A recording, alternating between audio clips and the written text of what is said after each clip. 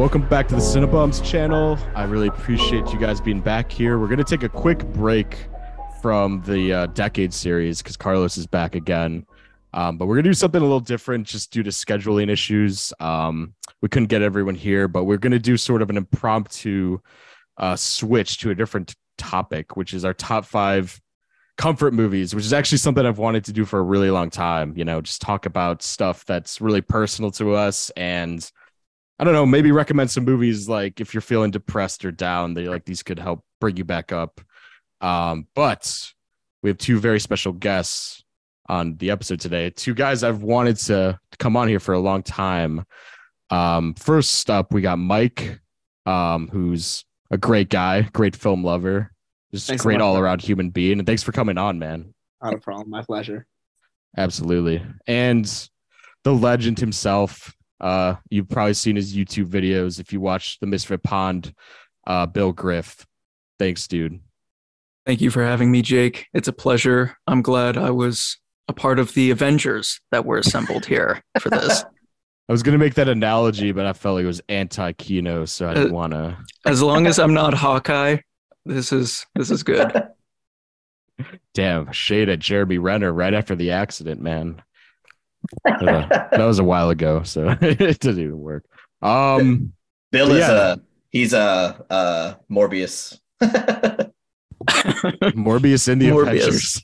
Yeah, he's in the Avengers now. Damn, dude. Jared Leto just cashing in.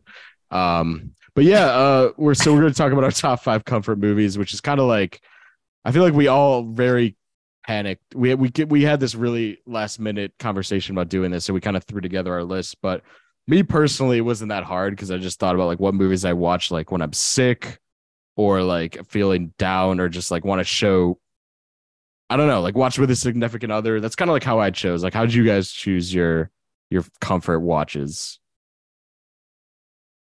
You want me to go first? I'll go first. Whoever, anyone. Well, it was kind of a mixed standard because some of this is just really personal.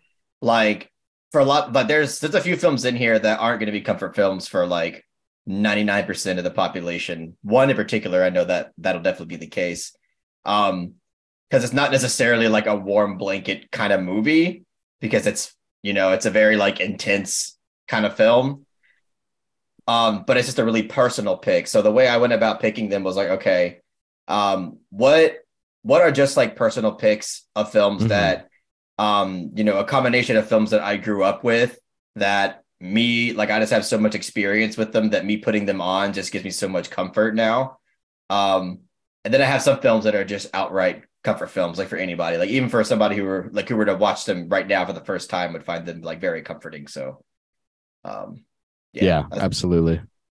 That was kind of like for me. Yeah, it was like a mix of like what is personal taste, but also like what has the aesthetic and like a tone of like what a comfort movie exudes, which is like I feel like it's warmth and sort of good vibes all around, I guess, is like for lack of a better word, But yeah, as tradition though for all Cinebums podcasts, we got to talk about the last great thing we watched. So if you got to pull out your diary for Letterboxd, go ahead and do so. But how about Mike? You want to go first? Like, what's the last great thing you saw? Gladly. Well, I've been watching a lot of movies lately in preparation for our podcast. But the last great movie I saw that stuck out the most was Wendy and Lucy, directed by Kelly Reichardt. Hell yeah, dude. I know Jake is a huge fan. Yeah. He did that for me. He brought it. Yeah, thank you. Of course. And it really was my first movie experience from her, and I really couldn't have been more pleased. I thought it was beautiful. Michelle Williams was incredible in it. If you don't know what the movie is about, it's super simple. It's very neo-realistic. It's basically about a woman who's just living like a drifter, and she like lives out of her car with her dog, and it kind of follows like it's like a couple days, like about 2 days, like a day or two, and you just see her really trying to survive. There is something that happens early on in the movie that kind of sets in motion her journey. and it was just such a simple movie, but just so powerful. This is beautifully directed, beautifully performed, super heart wrenching. So it had an incredible ending, and I really can't wait to dive more into Kelly Reichardt's movies because I was honestly pretty blown away. Just very amazed by the emotion and just the simplicity on display. It's really a great movie, and if you haven't seen it, I'd highly recommend it. I think really anyone could enjoy it. I know Kelly Reichardt is known for being like, I don't know, being a big part of like the slow cinema kind of movement side of like art house filmmaking. But I mean the pace of this movie I thought was great. I didn't feel bored like once. I thought it was just, I mean, purposefully slow.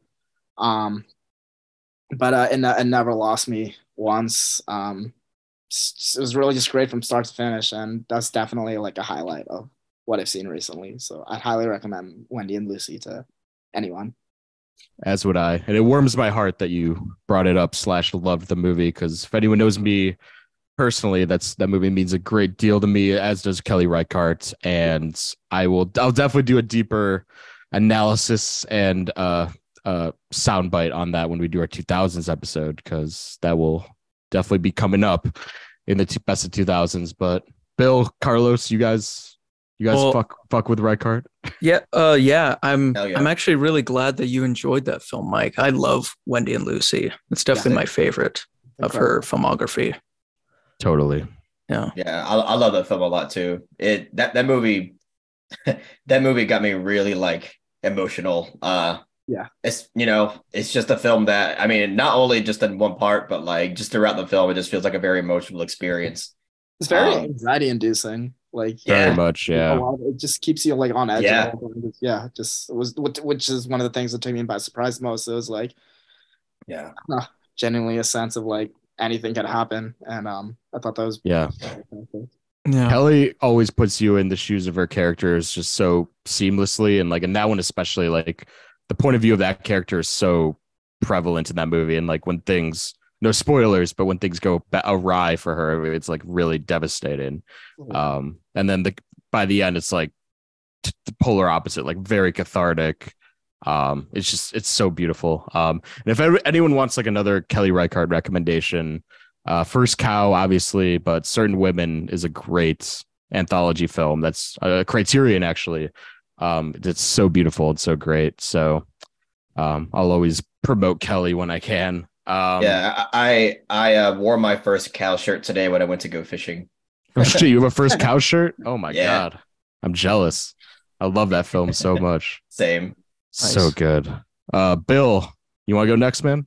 This is actually a perfect time for you to ask me this question, Jake, because I just logged my 4,000th film on Letterboxd. Now, it's not fully 4,000 movies, of course, because there's tons of shorts in there, but sure. I finally watched Synecdoche, New York from Charlie Kaufman. Nice. And I'm still processing it. I just recently watched it, not even been 24 hours. It's quite a film. It's quite a headsy film. It tackles basically every creative's worst nightmare, which is to just die without making a lasting impression in the world. At least that's my interpretation with it. And I resonated with it a lot. I'm surprised at how funny it was. Like there's a lot of funny sequences and editing and just distorted reality in it that I thought was incredible. And also Philip Seymour Hoffman, Jesus Christ, he's such a treasured actor. And it's even more heartbreaking watching this film, knowing that he's passed on. But yeah, I'm really glad I finally saw Synecdoche, New York. A very ironic movie for me to log for the 4,000th. 4,000th, yeah. It's like, damn, I guess I should have watched this sooner. That is a pretty life-altering movie, though, for like to celebrate a milestone on Letterboxd. Like that's definitely one for the books, and like another, talking 2000s, like another movie that you could definitely bring up as like a decade-defining movie. And like also that I think that's a little prevalent too, because Beau is Afraid. I saw a lot of similarities within like the themes and the structure of those movies, the sense of humor in those movies. So if you guys like Beau is Afraid, I think Synecdoche is like right up your alley as well. At least I think so. I think it's like you could compare certain aspects of them, but I love that movie too. If you did love it overall, I thought it was great. If you hated it, maybe don't check out because it's kind of the same. It is. Yeah. What were you saying, Mike? Afraid. I still need to see Beau is Afraid. It's showtimes are getting smaller and smaller here, so I like in your review, Carlos, that you compare it to Holy Mountain. That definitely that sounds pretty awesome. Yeah, I mean, it just feels like that. The level of absurdity.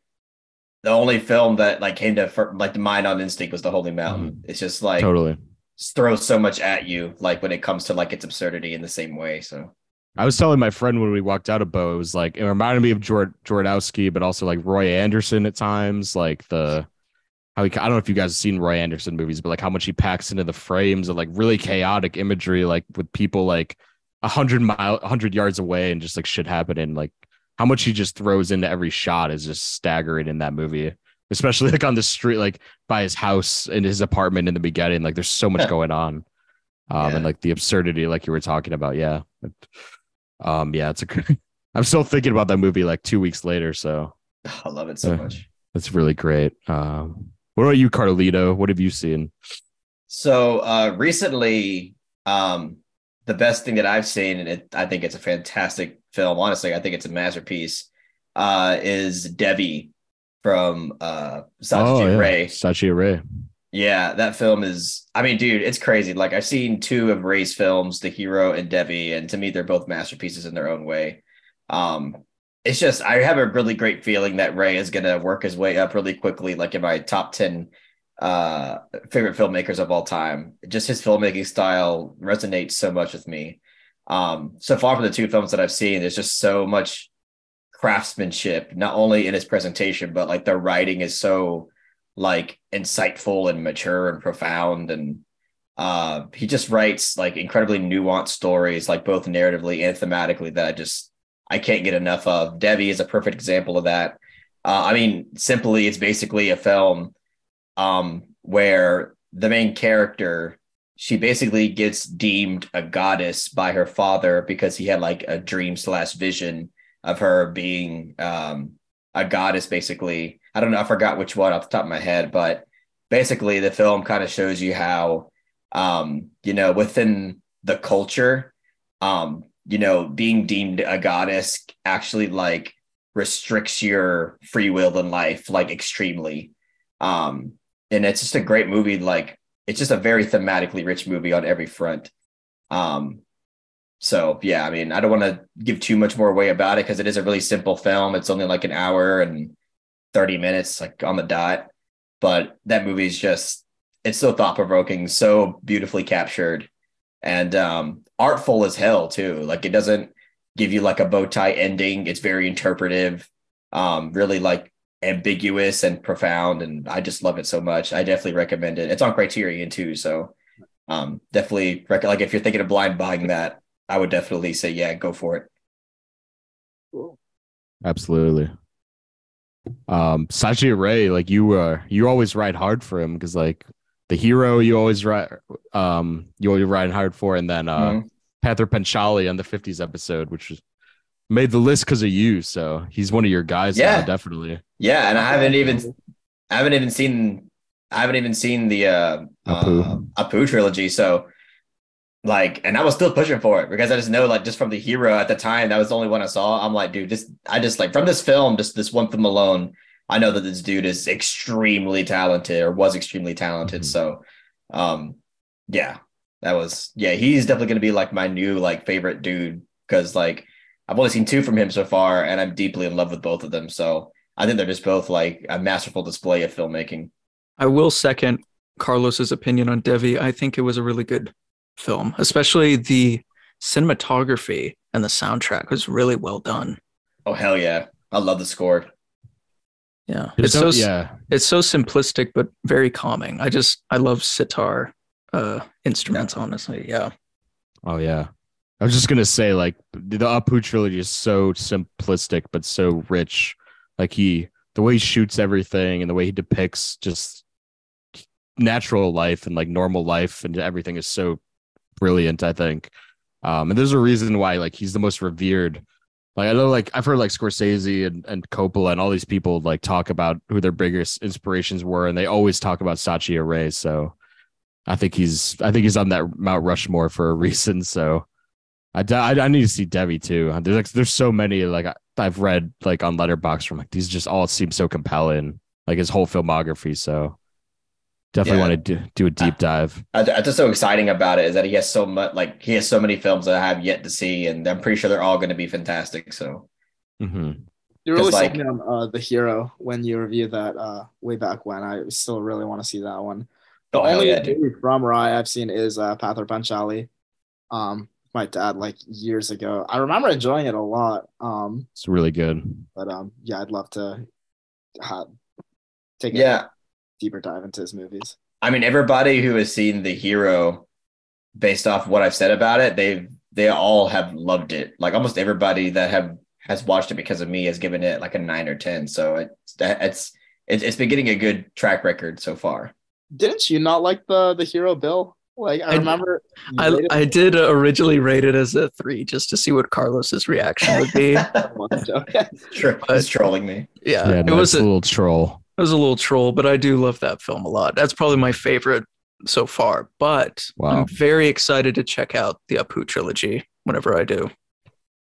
You guys will love it, and I've heard the music room also is like incredible. Like that's a lot on a lot of people's like best of Ray list too. He just seems like a master, honestly. So I can't wait to watch more for sure. And I'll do mine though for what I watched recently. Speaking of masters, I have one of my good friends out here, Jack. Shout out to him. He watches the pod. His favorite movie of all time is Amarcord. And I went over to his place yesterday and we watched Amarcord. And I'd never seen it. And I'd been a little hot and cold on Fellini, to be quite honest with you. Like, 8.5, I wasn't super crazy about. I know that's pretty blasphemous for a lot of the film community, but I did not love 8.5. And I saw this movie called Satyricon that was a little mixed. I love Lestrada. I mean, I'll defend Blair's honor. Like Lestrada's incredible. Like that's one of my favorite Fellinis. But I have to say, I think my favorite Fellini now is Amarcord. I think that movie is just. I think it's like the blend of everything Fellini was doing in his career, kind of like amalgamated into that film. And it wasn't his final film, but it kind of feels like, like Scorsese with The Irishman, let's say, like it kind of feels like, okay, I might have one less film in me. Like, what do I want to say? What do I have to kind of enrapture people with for my last piece of work? And I feel like that movie just, from every standpoint in film that you could think of, like acting, directing, cinematography, soundtrack, production design, like that movie just hits on all cylinders.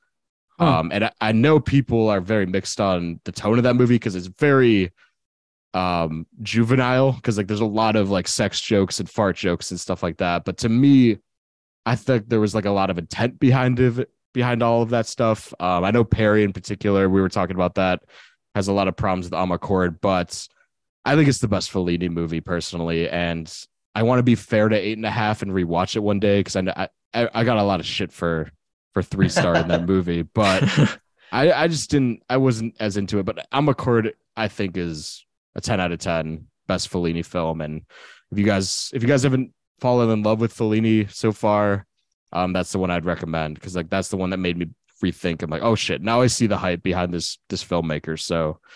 Yeah. Have you guys seen that movie? I actually have seen it.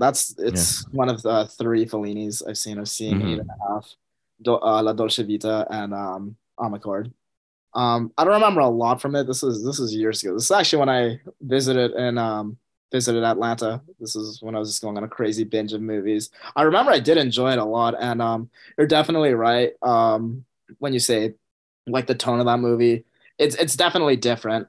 From like, I don't know if you're comparing it to like 8.5, it's more juvenile, it's way more comedic. But I mean, I like that about it because I mean, as from what I read, it's one of Fellini's most personal movies.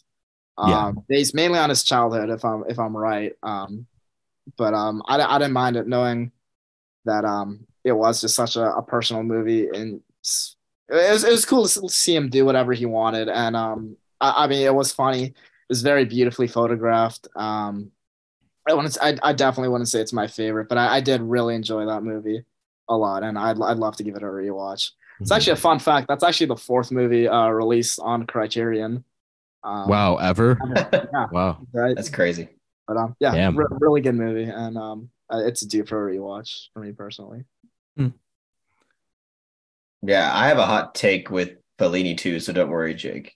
I mean, I love 8.5. I love that movie quite a bit. I've only seen it once, but it's really like stuck with me for a while. But La Dolce Vita didn't really do much for me. I gave that movie. I 3-starred that movie. So, Oof. yeah. That's the only ones you've seen though, right? Or have you seen others? Yeah. No, I think that's it. Actually. Yeah. See, the only ones I've seen are 8.5, Knights of Cabiria, and La Dolce Vita, and I will say 8.5 is my favorite of all those. I'm definitely in the minority on that one because like everyone, even like from the most famous directors, will say that's like one of the best films ever made. I don't know. But honestly, after watching that film, like I can totally understand why somebody wouldn't like be in love with it. Like it makes sense. It's not like a film where like you just can't understand why somebody would not be huge into it. To me, it's like one of those films where it just makes sense why somebody wouldn't be. That's definitely a relief. Yeah, because every time I bring that up to somebody, people are like, "How could you not?" But it's like I think it's the self-indulgent factor of Fellini in that film, kind of was like off-putting to me in a way, and like a little repetitious. But I feel like 10 years from now, I'll watch it and like completely change my opinion on it. To be honest with you, so TBD. I saw in the theater like after the pandemic opened. After the pandemic like kind of died down and like theaters opened, that was an awesome experience. I mean, I think that helped. Yeah, I liked 8.5 so much. I'd probably consider it one of my favorite movies personally. But oh wow, yeah, I could absolutely though sympathize why it would be kind of a tough sell on first watch. But just for me personally, it was just I don't know, just being in a theater for the first time in so long and being immersed like that into Fellini's world for the first time was really just kind of a joy and just really memorable. All you got to do is just market to people, say it's black and white Babylon. You know, they'll be like, "Oh, all right." That's a good way to see. And I love Babylon, and I watched those around the same time. Maybe that's what tainted it. I was like, Damien Chazelle did it better than Fellini. No, that's oh Lord, that's a joke. That's a joke. Damn, you're gonna get crucified for that. All the Bill, Italians. You made the whole montage about it. You're the biggest Babylon oh yeah fan on this Zoom right now. I'm genuinely shocked that soundtrack did not win Best Score at the Oscars. I was pissed, dude. That was. I didn't see Quiet on the Western Front, but that's like the best score of the year, like bar none. Babylon. I was. The thing is, there's nothing wrong with the score for All Quiet on the Western Front. It's just very. It's just very like. I don't know. It's more or less basic compared to something like Babylon. That not only is the Babylon score like more unique, but it just to me it's like a hell of a lot more creative and engaging than the score to All Quiet on the Western Front. So I think even the people that don't like Babylon even admitted like that score is like incredible, like one of the best. And like that guy won for La La Land, I think, and like that. I think Babylon's a way better score than La La Land. It's like, yeah, I agree. I'm also not huge on La La Land too, but seen Babylon, but I did walk into like I was working at the theater one night and just walked in. I think it was during the end credits, but I agree. Like the soundtrack, I mean, just from I don't know the end credits theme alone was like wow, this bangs. It bangs. Yeah, it does. Oh yeah. I've loved it, and I've been dying to see that movie. The shot when Avatar comes on screen at the end, so transformative. I was like, Mike, did you walk in when they were showing Avatar? He's like, fuck, no. I'm in the wrong theater again. I do know what you're talking about. I mean, I've had the end montage spoiled a bunch of times, but I'm still dying. It's incredible. Yeah. Even if it is like overly sappy, it's really fun. It's really amazing. Yeah. And shout out to James Cameron for making it in. Yeah. Anyhow, yeah, that's a great quadruple choice group of choices that we mentioned there, like really great movies overall. So comfort watches. We're each going to do similar to the decades. We're going to do like 5-1, but this is unranked because we kind of realized that there's really no way to gauge the ranking of a top 5 comfort watch. So we're just going to go for it since this was really unplanned anyway. So we'll do the same order that we just did, I guess. Mike, your number 5 comfort watch. Okay, great. Number 5. Okay, number 5. Again, these are in no particular order. These are just, movies. No. Just have, I don't know, just a special place in my heart. I can just pop them in any day of the week. Most of them, make me feel like just like really positive. Just, I don't know, give me just good vibes to go off of. But my number 5 is one of my favorite comedies of the 2000s.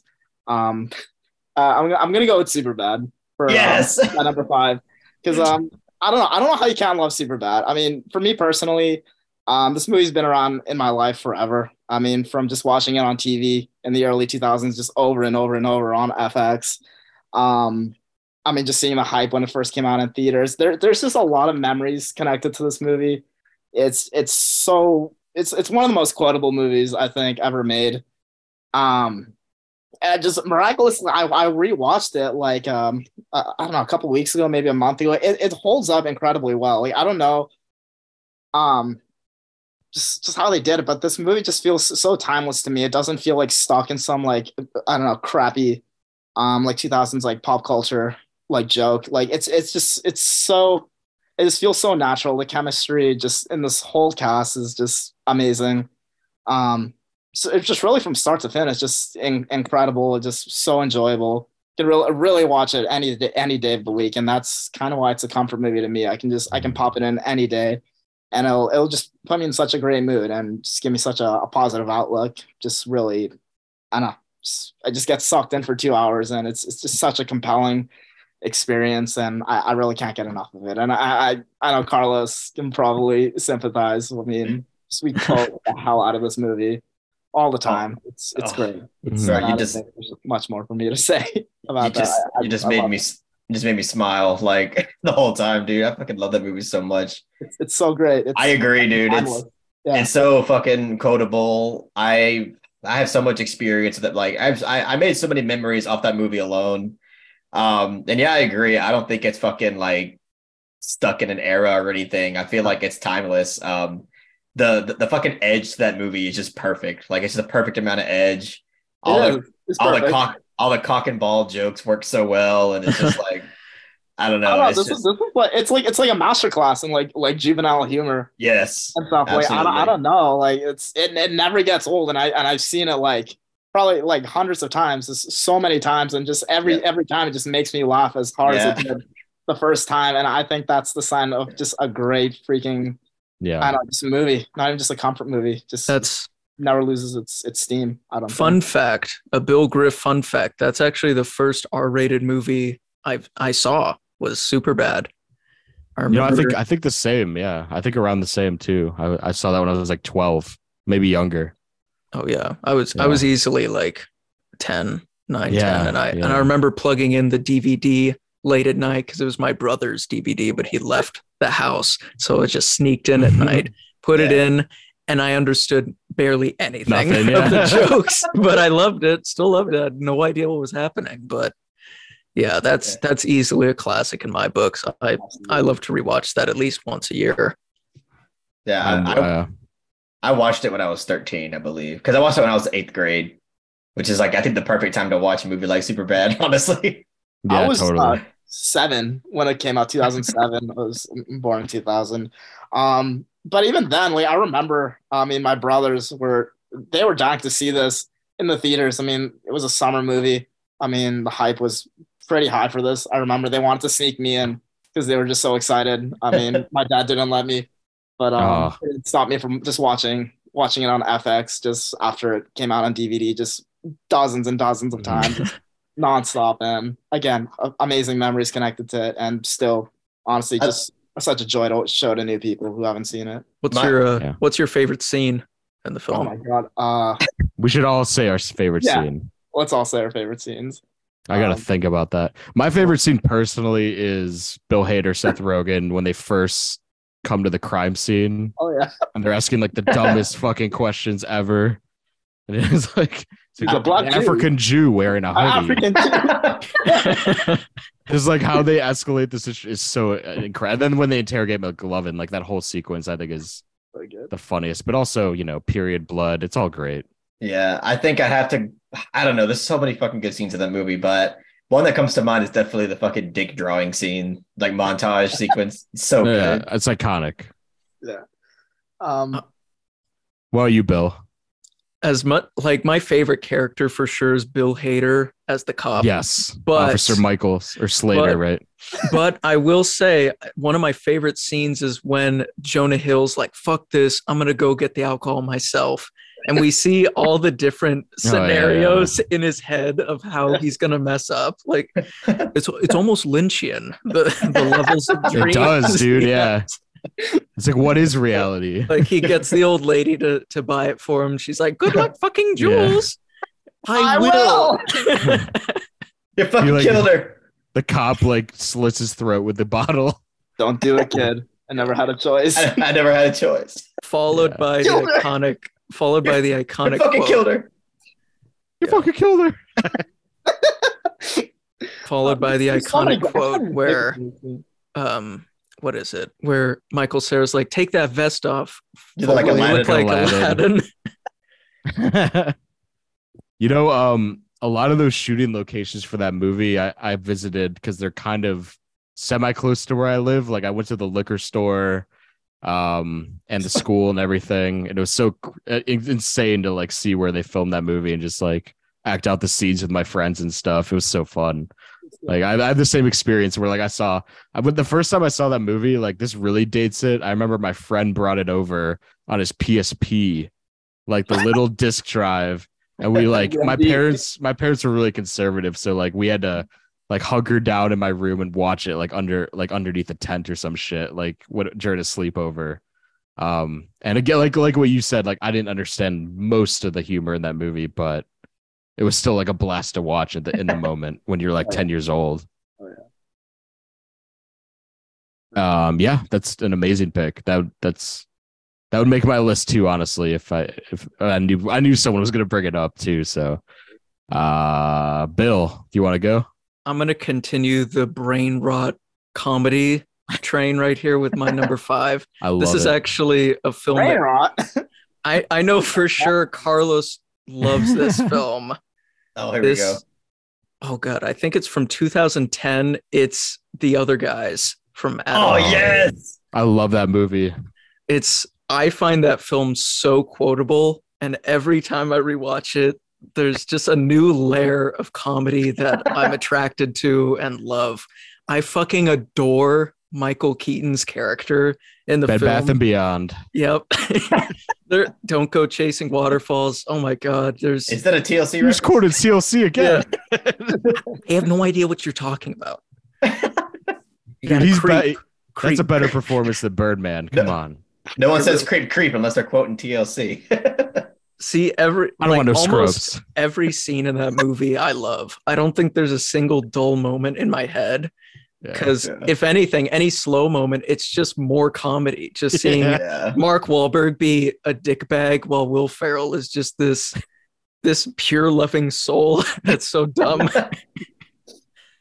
Oh, holy shit, dude! There's Dirty Mike and the Boys. Oh yeah, there's so much to that film, and I truly think it's Adam McKay's magnum opus. It's such a sadness to me that he became serious and made Vice and Don't Look Up.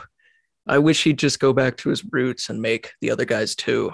That's what we need desperately, more than anything. I pay so much money to watch The Other Guys too. Me too, man. Me too.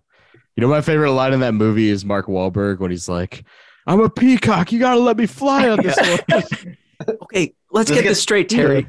Peacocks don't fly. Okay. As much as a penguin. They get a little running start.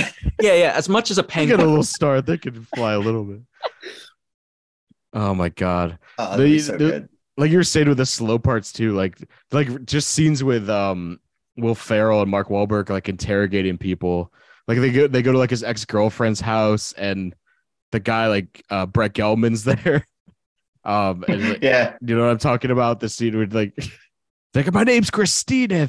Yeah, Christina. Yeah. Are you stupid or are you deaf? You get back here and have sex with my wife. He wants to like cuck himself. Yeah. World's biggest cuck. Oh my god. He's the Tom. And then Eva Adam McKay Mendes universe. is his wife. Yeah. Oh my god. I Great love that. movie.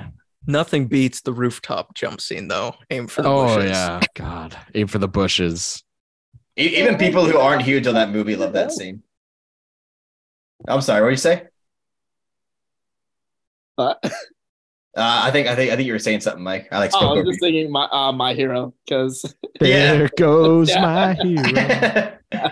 That's a master class in like absurdist, shocking humor. Because like I remember showing that movie to people for the first time, and it catches everyone off guard. Yeah. Like, no, wait. There's no bottom. Oh, so Wasn't it even an awning in their direction? yeah. There's not. They jumped 20 Yeah, stories. I Doesn't only like- hope God lets them take their 357s with them to heaven. Oh yeah. They're like at the funeral and they're like wrestling, and Michael Keaton comes up and he's like yelling at them, but he's also whispering. He's like, "What the fuck is going on?" Yeah. There's a million bits in that movie I could bring up right now. It's so good. Yeah. I love the scene where Will Ferrell and Mark Wahlberg are trying to convince the guy not to jump from the balcony. And he's Soda like, pop. soda pop. Nice glass Like, of soda pop. There are many things to live for in this life, like soda pop, like a nice fresh can of soda pop. Then he just jumps immediately. He's like, "Oh look, Like, he's flying." Oh look, he's flying. Blows his whistle that Keaton gave him. Another rape Yeah. whistle. Oh, yeah, he progressively like he takes away his gun and he gives him a wooden gun. He's like, "I'll just give you a whistle." You know, Oh. one of these guys, they put a linseed oil on it. Might want to write them a thank you note. I love the bit too when they're like trying to interrogate Steve Coogan and he keeps giving them like Knicks tickets and like Yeah. tickets to like Jersey Boys and Yeah. stuff. I love it too. I love that too, Yeah. man. Oh my god, that movie just man. These are some great picks so far, dude. Yeah. Superbad and the other guys. I would have definitely included that. We gotta fuck. I gotta cut myself off. I could keep talking about the other guys. Carlos, go ahead. What's your number Same. 5? All right, I'm gonna start this off with a bang. To me, this is a magnum opus of filmmaking. Got Shrek. Yeah. Oscar-winning Dude. film, Shrek. Dude, Oh yeah. Yeah, we were Shrek just is- talking about that. Yeah. Shrek is, oh my god, dude! I've seen Shrek like an ungodly amount of times. Honestly, probably one of my most watched movies like ever. And it just never gets old. It's insane how many times you can watch that movie and it just never gets old. It's just always funny, always charming. It's and the jokes like for I mean a PG rated movie, some of them kind of push the boundaries here and there because they're kind of like, I mean, some are more subtle than others, but I think it's just in terms of like the comedy and also the concept of the film itself. The concept to me is really creative. It's kind of like this fairy tale that you never heard of, like the one that's got sidelined basically. And then like the humor itself is just like, it's plenty of like, jokes that kids can enjoy, but there's tons of it that like resonate a lot with adults and teenagers. I remember when my dad watched Shrek at the time, he's like, that was like one of my favorite movies I've ever seen. Wow. It's just like everything about it just really, really works. The casting is like iconically great. Mike Myers as Shrek, which is crazy because I think Chris Farley was actually going to voice Shrek. Yeah. But then, obviously he died, unfortunately. He didn't get to, but then we got Mike Myers as Shrek, and it's crazy how iconic that became. Obviously, Eddie Murphy as Donkey. Donkey is just like so good. Like Cameron Diaz, fantastic. Even John Lithgow is Lord Farquaad. Oh so my fucking God. good. Awesome. Incredible. Dude. I am Lord Farquaad. Just so good. Do you prefer Shrek 1 or 2, if you don't mind? I was gonna ask the same thing. Personally, I like the first one a little bit more than the second one, but the second one's it's insane how great of a sequel that is. Yeah, it is. I mean, yeah. But yeah, Shrek. I mean, what can I say? Fantastic movie. I think my favorite character in the movie is Lord Farquaad. If I'm being honest.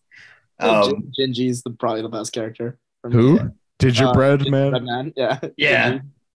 Oh, awesome. Can you imitate his voice? He's like the highest pitch. I can't. You're a monster. You're a monster. Drop tight. There's like a torture saw. That was great. That was good. Not the gumdrop buttons. Yeah. I love the scene in the beginning where Farquaad's like torturing him. Yeah. With a glass of milk. Do you know the Muffin Man? Yeah. Yes. I know the Muffin Man. Sure, he lives on Drury Lane. She's married to the Muffin Man. The Muffin Man? The Muffin Man! That's one of the greatest plot points in cinema history when they just create the giant whatever you call it, gingerbread man in the Shrek 2. Oh God. With I Need a Hero of all songs playing. Such iconicism right there. Honestly, though, I think one of my favorite lines in film history is, "Some of you may die, but it's a sacrifice I'm willing to make." Yeah. Farquaad is GOAT, man. But also Prince Charming in 2 is pretty great. And the Fairy Godmother. It's insane how much the quality of those films fell off the map after Shrek 2. They become like unwatchable like pretty quickly. Yep. But Puss in Boots 2 revives Oh, that's that. right. I forgot about that. Yeah. We'll see what happens next in the cinematic universe. I mean, apparently they're making a Shrek 5. Let's hope it's not dog shit. Isn't it by Illumination though? Like that's what. I don't know. I really hope it's a rumor. Don't put that evil on us. Don't put that evil on us. We need to exorcise Illumination from the world. God, yeah. Oh, geez. It's Illumination is. It is? Right, Oh. yeah, that's evil. That's a bummer. That's a big bummer. Horrible. Neon rated, get on this. Get on Shrek 5. What the It's fuck an happened? A24 neon production, Shrek 5. Yeah. Janice Films. Do you guys know the first Shrek movie played at Cannes? Yeah, it did. You know that? That's so crazy. The second one was actually nominated for the Palme d'Or. Too. Wow. Wow. Yeah, Like no animated movies ever get nominated for the Palme, and like Shrek 2. You know, I love it. people it opened can the festival and it was nominated for the Palme, which is amazing.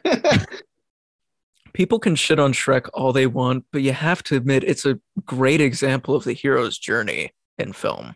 Like it's so well done, so well written. It's such a great satire on fantasy. It genuinely is like brilliant. Like the writing, at least in the first 2 movies, it's so smart. Just so creative. I think it still holds up amazingly. It does. Like, the concept, it's just like borderline genius. I know people pick apart the animation that it looks dated, but like pretty much Not really. No, not me. I know, but that's like what people's like nitpick about it, that it looks like shit nowadays, but I don't really. I'm also not like an animation like nerd or anything, so I'm just there for the jokes, man. I'm there for the vibes of Shrek. Yeah. And, like, the technical. I mean, Shrek is like the animation, like in the first 2 Shrek movies, aged better than something like, I know it's like Pixar, but something like Toy Story. I think like the first Toy Story looks like dog shit, to be honest with you. It looks awful now. It looks really. I love the movie, but it looks bad. It kind of looks cursed. Yeah. It looks. Yeah. It looks like AI imagery, like that would be cursed now. That's something Small Soldiers did better. It's the CGI. Soldiers. The CGI of Joe Dante is definitely better. I saw Shrek on 35 millimeter last year when I was visiting home, like super drunk because it was like a midnight screening, and me and my friends went, and it was like one of those like Rocky. I don't know if you guys have been to like Rocky Horror Picture Show screenings where like people quote the lines and like people are like in cosplay and like everyone just super amped to be there. It was the loudest fucking screening. Like every line people were shouting. And in a way, it was a little rough, but like once you got into it, it was like you're at a concert for Shrek. Like you're at a fucking like Metallica concert where you're just screaming your head off, and it was pretty great. And I just went to so fun. To heavy metal in 35 millimeter at midnight too. So it wasn't very packed, but it was definitely a lot of fun. I mean, everyone was just laughing, having a good time. I mean, people were like shouting stuff at the screen. It's really good vibes. Heavy metal. If I'm not mistaken, I think Carlos, didn't you attend one of those events for In the Mood for Love with all the people screaming and laughing and everything? Green, red. Yeah.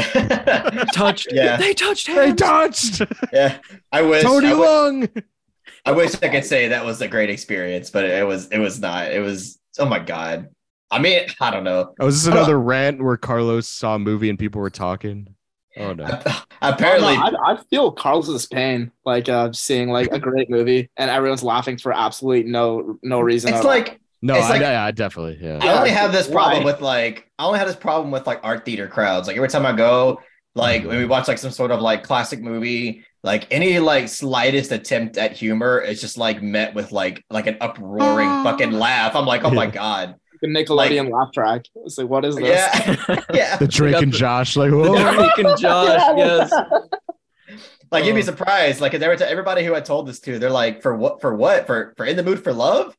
I'm like, yeah. And they're like, How what could the- you? They're like, I don't remember laughing one time during that whole movie. No, Like, there's nothing to laugh at. No. I've seen Mulholland Drive twice in 35 with a super packed crowds. I honestly have to be real. Those are some of the worst experiences I've ever had in a theater. It was god freaking awful. There's a shot. I mean, the shot earlier in the movie where it's just like it just turns around and you just see the old people just in the back seat. Just the whole theater just like erupted and laughed. It's like, what is so funny about this? This is just. I mean, I get it's Lynch and it's like, I mean, it's kind of like a darker sense of humor, but these people just would not shut up. It was really you know what it is? I've been to a lot of Lynch screenings, and it's like people that want people to know, like, I get the movie. Yeah. Like, I get what it Lynch is. is going for. Like, I remember Blue Velvet, that's one of my favorite movies ever. And like every time Dennis Hopper was on screen, like even the sex scene, which is really grotesque and like hard to watch, like there were dudes behind me like, oh shit, oh my, like he was such a good actor, man. I was like, oh. You know what? I can give them a little bit of a pass on something like Blue Velvet because of just how fucking outrageous. Sure, yeah, it was just a lot like piled up, you know. But still, like I honestly I wouldn't imagine going to a theater screening for fucking Blue Velvet because it was. I mean, yeah, like even me, like there's some parts of it that are like so absurd, like with his acting style in that movie that you can't help but kind of laugh at it. But like, you know, I can just only imagine how obnoxious and consistent it would have been watching that in the theater. I've actually seen Blue Velvet in the theater.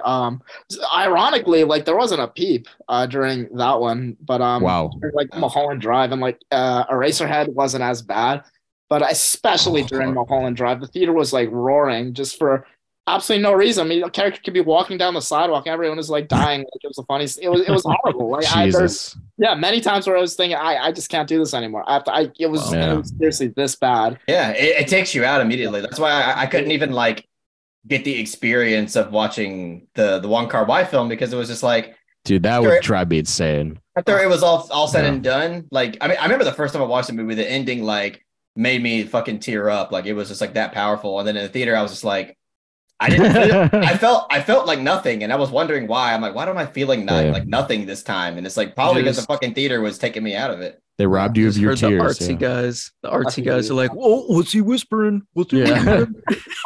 Look, I actually want to make a movie like this soon, so I'm taking stock of everything. I will say for Mulholland Drive, I do cackle at the Billy Ray Cyrus scene every time I see it. Oh, yeah, there are that some scene is so funny. hilarious parts, but you see, every second. Every second. The really fucked up thing about it is that, especially with films like Lynch, they give people like almost a window to like laugh in certain things because are moments like the Billy Ray Cyrus moment that are meant to kind of like be more comedic because of how like just kind of silly and absurd it is. So like when you give people that vibe, it's like you're like setting up like a foundation for them to not be able to decipher like what's supposed to be funny and what's not, even though for normal people like us, it's obvious what is supposed to be funny and what's not. But just I guess for them, they just like take anything like at that point to be like absurd humor, and they just fucking treat it like it's a fucking like sitcom or something. I have no idea. I said Preach, like us normal preach. people. Lynch fans are animals. Lynch fans are among the worst. Like, we could do a ranking one day of the worst fan bases, but they'll definitely be top tier. Also, this makes me realize that we got to do a worst theater experiences podcast because we've gone through so many tangents, especially doing it with Carlos, where we do a lot of sidebars about like I just brought up The Witch that one time. He's like, "Oh fuck, dude, hold on," and you had like a 10-minute story that was like really good. I dread the day I go share a theater experience with Carlos. He's like the King Midas, where every theater he touches, there's a bad experience that'll happen with the crowd. I'm definitely bad juju.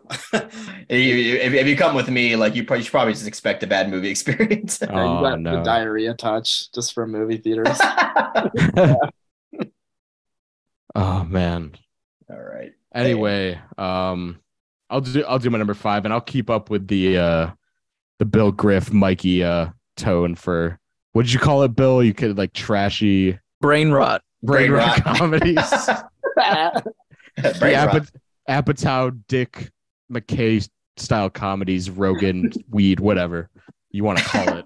We all grew up during that time, so there's no escaping it. But Rogan weed, Franco sex, all that stuff.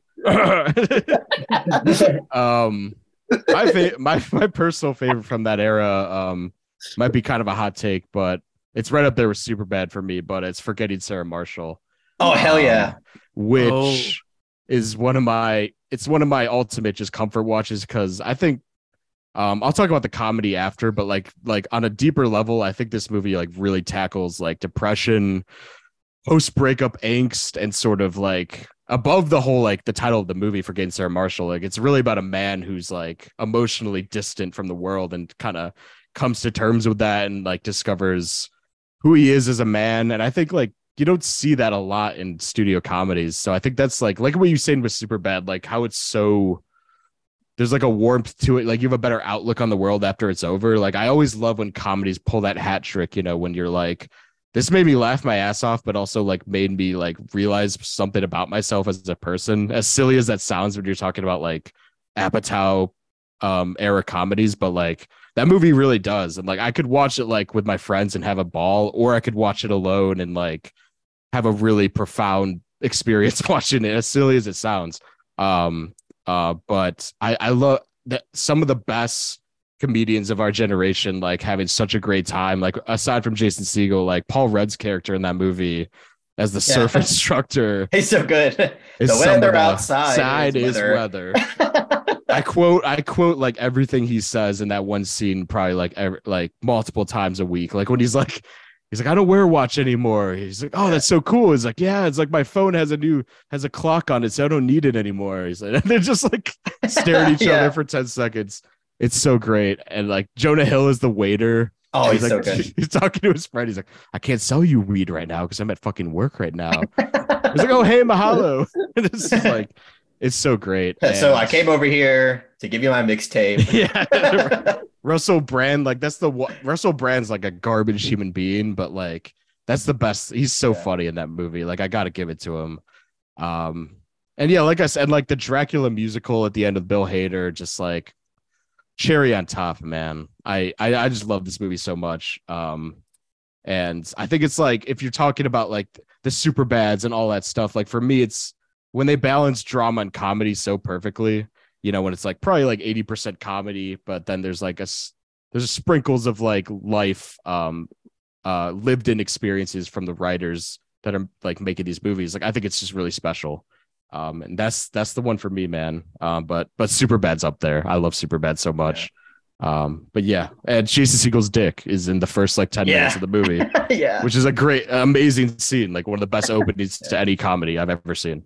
So yeah, the best. The kind of it's not a sequel, but the movie they made after that with Jonah Hill and Get Him to the Russell Brand. Greek. Yeah. Get Him to the Greek. I actually like that movie. I mean, I haven't seen it in a long time, but It's good, yeah. I have a great time with it. It is. It's definitely more like a silly road trip comedy, but like there's some really hilarious like scenes in that movie too. I just like the whole thing surrounding like I remember it was about like thematically speaking, it was about like the music industry and like poking fun at just like the fucking like soullessness of it. And just how like rid of like nuance like popular music has. But yeah, personally, I haven't seen that movie in such a long time, but when it was out, I watched it a lot. And I had a lot of same with Sarah Marshall. Like I watched that movie a shitload of times. They're both really good. Obviously, the Sarah Marshall is better, but it's still they're both really good. I haven't seen either myself. I forgetting Sarah Marshall was I remember in like the early 2000s on TV like a lot, but all the time. I've always heard it's one of like the better like 2000s Apatow comedies, and you definitely sold me on it, Jake. I mean that's awesome. Like how you said it can one day be like a great comedy, and other days it can be more profound. I think that's actually a really wonderful, and I definitely piqued my interest in I know. Nice. I do love comedies. So. Yeah. I love I can still sell Forgetting Sarah Marshall in 2023. Yeah. No, I love that. Oh, that's great. What are you saying, Bill? Sorry. I have. It's been a minute though, but I will say yet another iconic Bill Hader performance. And Jason Segel really put his mind, body, and soul into that role. That's for sure. Emphasis on body too. Yep. Yeah. Just the best. Yeah. Mike, you want to do your number 4 now? Sure. I didn't even think what to order these. I'm just gonna pick from the top of the stack. My number 4 is again another comedy, but definitely it's a different type of comedy from like the other guys and like Superbad. In Bruges by Martin McDonagh. This is one of my favorite movies of all time, just in general. But this is just also just a movie, I know, that fits right in there with that definition of what I define as the comfort film, just something I can put on any day of the week. It can make me laugh, and like you said, it can make me feel certain things if I'm in the right mood. But in Bruges, I've seen this movie so many times, and I liked it like the first couple times I saw it, but I just think this movie has just aged so beautifully. I just find a new line of dialogue, just a new just new things in like the performances and the characters and their chemistry that just always just gets better and better. Particularly Ralph Fiennes in this movie, who honestly just personally just one of my favorite comedic performances of all time. So good. In this movie, just I think he's quite honestly just perfect in this movie. Like every single delivery of his line is impeccable, and it just always leaves me in stitches. But I don't want to overshadow how good the chemistry between Colin Farrell and Brendan Gleeson is in this movie. It's so funny, just so natural. Just really feels almost like a classic movie. I don't know how to describe it, but there's just something so fresh and just so entertaining about this movie that I can never get enough of it. And yeah, I've seen it so many times. I've shown it to many people, many friends. Pretty much everyone has enjoyed it, and yeah, I love it to death, and I can't say enough nice things about it because I just think it's probably honestly still my favorite Martin McDonagh movie. I have to see Banshees of Inisherin again, but this still holds a very, very special place in my heart, and it's absolutely one of my favorite just comfort movies, one of my favorite comedies, and just movies in general of all time. Yeah. God, we're talking about way too many good movies right now because I could talk about them all day, because that's also one of my favorite movies. That was a movie I saw early on that made me fall in love with like screenwriting, and like you were saying about lines that like linger with you for days, and like how quotable it is, but like how much like thematic and like emotional resonance every line of dialogue in that movie means something, while being just like gut busting, hilarious and quotable. And like you were saying about Ralph Fiennes, like everything is a pitch perfect like performance. obviously the inanimate fucking object scene is like Classic. iconic. I didn't want to quote it because I would scream it, but like it's I would too. good. I always think about the scene when him and Brendan Gleeson are talking like over a beer before they get in a gunfight. He calls him a cunt. Yeah. And then he's just like, you and your cunt fucking kids. He's like, Yeah. extract that bit about my cunt fucking kids. And it's like such a That's an fucking amazing scene too. One of my favorites actually, the scene where we first see him go into, if you haven't seen, I'm not gonna really spoil anything, but when he goes to get guns, like when he first comes to Bruges, Yeah. and he's like making fun of the dude with the blank in his eye. Yeah. Like all the stuff, just every line, dude. It's so good. It's just so, it never gets old for me. I love it so much. No. And as you were saying, it's such a rich movie too in terms of like the symbolism it has, especially with like religion. How like the whole movie is like almost like a metaphor for like purgatory, like in a way. Did you learn that in Cinefix? Sure. Yeah, but I think it's pretty obvious. Honestly, No, I'm fucking it. Of course. yeah. Considering like the conclusion of the movie, but yeah, I love it. I think there's so much goodness in there that just gets better and better every time you watch it, and I can't even keep track of how many times I have seen it. But, is that your guys' favorite McDonough's as well? For Mark sure. McDonough? Yeah, For sure. Oh my God. I don't know, man. he's got a lot of great movies. So Personally, I fucking love the 3 that I've seen. I love 3 Billboards. I know that one's kind of like divisive among his fans and people that watched it, but I love 3 Billboards. I love Banshees, and I love In Bruges. It's really hard for me to pick a favorite, so I really couldn't tell you right now, to be honest with you. I mean, Maybe. all I'm saying, Carlos, is that Banshees, 3 Billboards, they didn't include that tower scene with the American tourists. Just saying. use a bunch of fucking elephants. You're a bunch of fucking elephants. That's a good point, Bill. That's a great point. Also, Seven Psychopaths is really good. It's really good. It's very underrated. That's pretty underrated good. for sure. That's the one Really I need to good. watch. I haven't seen it. That's really still. good. Sam I think Rockwell's- that's what's his name? Fuck, Sam Rockwell. I think that's like his best work ever. He steals the show completely. He's in so good in that. Yeah. Isn't he the guy with the teddy too. bear? Isn't he the guy with the teddy bear in the film? I That think guy. so. It's like I don't want to spoil, but there's like There's a a whole bunny like, in the movie. yeah. There you go. Yeah. Yeah. He's incredible in that. Christopher Walken too. Don't forget. Don't forget he was in that too. He was amazing. Fuck the cops. No fucking cops. No fucking cops. Yeah, that movie's gold. Oh too, man, really. that movie I feel like it's pretty much guaranteed that I'm going to love it whenever I watch it. Oh, it's It's a banger. It's just so fun. I don't think I've seen it since it first like came out, like 2012, 11 years ago. Oh my god! I remember seeing the previews for it in the theater and being so excited for it, and it living up to my expectations. That Yeah. film was awarded like probably best dark comedy on this Watch Mojo list of top 10 dark comedies. Yeah, that's the only list that matters. I love watching it so much. All Love those fiction. guys. Yep. Yeah, shout out to Watch Mojo. Sponsor yeah. the show. Sponsor Yeah. the pod. Their voices sound so natural, so lifelike, like very much not like AI.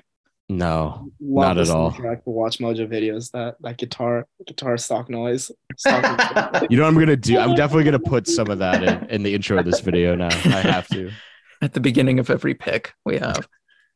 Here is Mike's pick. AI generated voice. Number 3. Mike's All right. All right, Bill, what's your number 4? I'm bringing it down to horror because Ooh. I gotta Okay. admit, as much as I love comedies that make me just so happy to be alive, there are also some horror films I have a deep, resonant feeling with. And there's a lot that I was looking at, and I was really tossing up a few. But I think I'm going to settle on The Thing as being Ooh. one of my favorite comfort horror films. Love that. There's just something so iconic about it. It's so timeless. I can watch it any time of the year. Especially is great with Christmas and cold ass weather outside, feeling that cabin fever.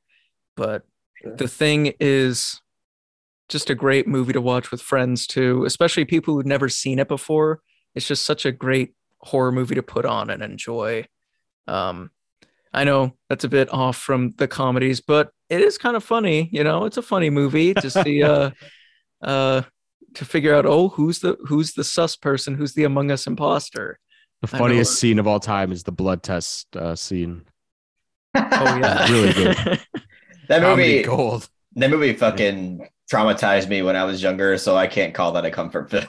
That's fair. I'm with you, Bill. Though, like that's a movie I've been watching consistently since I was like a teenager, and like I know like every beat to it, and it's so perfectly executed that you could just watch it. And like if you want to watch like a great horror movie, that's always one that I grab around the holidays and like snuggle up around the cold weather time, I guess too, because like it's like the coldest movie ever made. Yeah, absolutely. Yeah, and the dialogue is so great too. Like it's basically 12 Angry Men in Antarctica. It's it is 12 infected men. 12 infected men and one dog. I mean, it's possible. It's possible that you could be the alien. Is that your Henry Fonda? Yeah, we gotta see Henry Fonda in the new thing. Yeah, he's like 120 years old, and the fucking thing is parasitic. That's so good. You don't really mean you'd change into me. It's funny you say 12 Angry Men though, because Carpenter like always talked about how much he loved Sidney Lumet and like Howard Hawks and like these really like tight thrillers like Rio Bravo and stuff like that. So they definitely take some inspiration, I feel like. So oh yeah, I saw during the Sight and Sound poll list, he had like 4 Howard Hawks movies in a row. He's like, yeah. Like, this man must like Howard Hawks. Yeah. That's great. Yeah, I love that movie. Carlos, what's your number 4? All right. So kind of like what Mike did. Like the first, I mean, Shrek is a great movie and everything. It's fucking, to me, it's a masterpiece, but this is more like, I guess more Kino for lack of a better word. But it's The Big Lebowski. Yes. I didn't even think about that. Fuck. I was considering That's a great pick. Oh my God. That's the ultimate comfort film. Oh my God. Yeah, The Big Lebowski, dude. This is a film that, I mean, pretty much with every film that I have on this list, I've seen an endless amount of times. And The Big Lebowski is one of those films where, to me personally, it gets better with every single watch. It's crazy, like with every single watch, you somehow love the film even more. Oh, yeah. And it gets to the point where you just find everything funny about it, like literally fucking everything funny. I completely feel you on that. Like I agree. Like the first time, like I watched it, like I liked it and everything, but I wasn't like in love with it. But the second time I watched it, I'm like, I found myself laughing a lot more. And then now it's just like, again, the more time, every time you watch it now, every little fucking thing that happens in the movie, you just find like just comedy gold. You just just find like comedy, just like the way like people like move and like just talk in that movie. Just like little mannerisms. Just you get to that point where it's just you're just in stitches. It's so good. Yeah, totally. And I think a lot of great comedies do that to where like you get so on board with like its shtick that like at that point everything about the movie is hilarious. At the very least, you're just smiling like ear to ear. Like you just can't help it. Yeah, for sure. Yeah, dude. I mean, and the characters, this movie's fucking like, it's a very like conspiratorial, like, almost nonsensical kind of movie in a way, which is like in Coen Brothers fashion, they kind of like to do that. But this film is like such a great, like, rabbit hole kind of movie where you just get to meet so many different types of bizarre characters that all are honestly fucking iconic. Like when you think about it, Donnie is like a very plain character, but just the role that he serves in the movie is iconic as well. The dude, obviously, Jeff Bridges is fucking incredible. Walter from John Goodman, incredible fucking Vietnam. All-timer best performance. Over the line. And over the line. Over the line. Oh man. Yeah, and like I don't know, it's hard to pick a favorite character, really, but I might have the Jesus. Come on. Jesus. 8-year-olds, dude. I think my favorite character is the police officer who makes fun of the dude for leads. They got us Leads. like this. Yeah. Yeah, man. We got 4 more officers on the case, We're man. working around the clock. Leads. They got us working in shifts. Yeah. That is the best character. You're right. You're right about that. I think about that scene just, I don't know, for no reason. I don't even know what I was doing the other day. I was just like laughing, making myself laugh, just like thinking about stupid lines like that. It's such a simple movie, I think, but it's just freaking hilarious. Yeah. Fucking, I don't know though. Fucking Walter is so fucking funny in that movie. Mhm. Like when they're at the fucking diner and like the dude is trying to tell him about the fucking toe and he's like, it's like freaking. That's not her out. toe, dude. Not her toe, dude. I'm finishing my coffee. Yeah, I love that. That's so quotable. You know who I mean, Sam Elliott, of course, is the heart and soul. Oh, yeah. I also love, I think it's like Peter Stormare, who's like the head of the European guys, who's like, where's the money, Yeah. Lebowski? Yeah. The nihilists. The nihilist, yeah, that's the Yeah. Don't forget Flea. Flea was in the movie too. Oh yeah. Yeah. Like, Unironically, one of the best Philip Seymour Hoffman It is. performances too. Yeah. He's incredible. Oh, His yeah. laughs in that film. You were talking about the way people walk, like the way he's like walking down the hallway. Yeah. The dude he's like so stiff. He's right in here. He's been locked away for hours.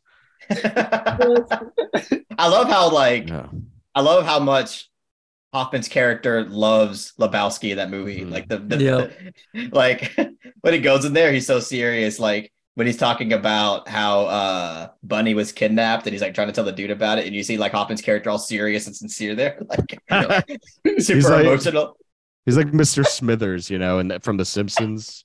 Yes. Oh, yeah. Kinda like his right hand man. Yeah. Yeah, he's telling him about the kidnapping. He's like, mind if I do it, Jay? And he's Yeah. like, Yeah. fucking A. Bummer, man. It's a perfect movie. I'm so mad I didn't think of it because it's like that's like I watch that movie like 3 times a year, no matter what. It's like It's just so fucking good, dude. it's just perfect.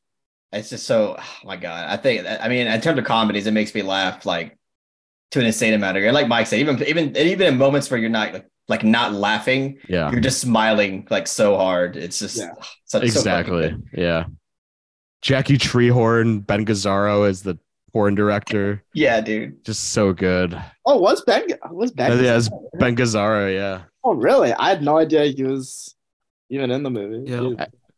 Every time I'd watch a Cassavetes movie, I'd just be like, "Oh, that's Jackie Treehorn," Oh, Yeah. Now, whenever I see him in any movie, I just think of Jackie Treehorn. And the bad guy from Roadhouse, of course. Oh yeah.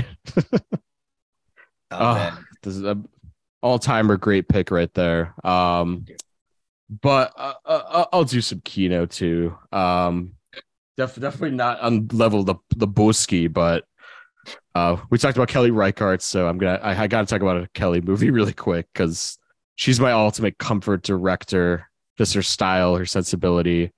Not going to talk about Wendy and Lucy, but I will talk about Old Joy.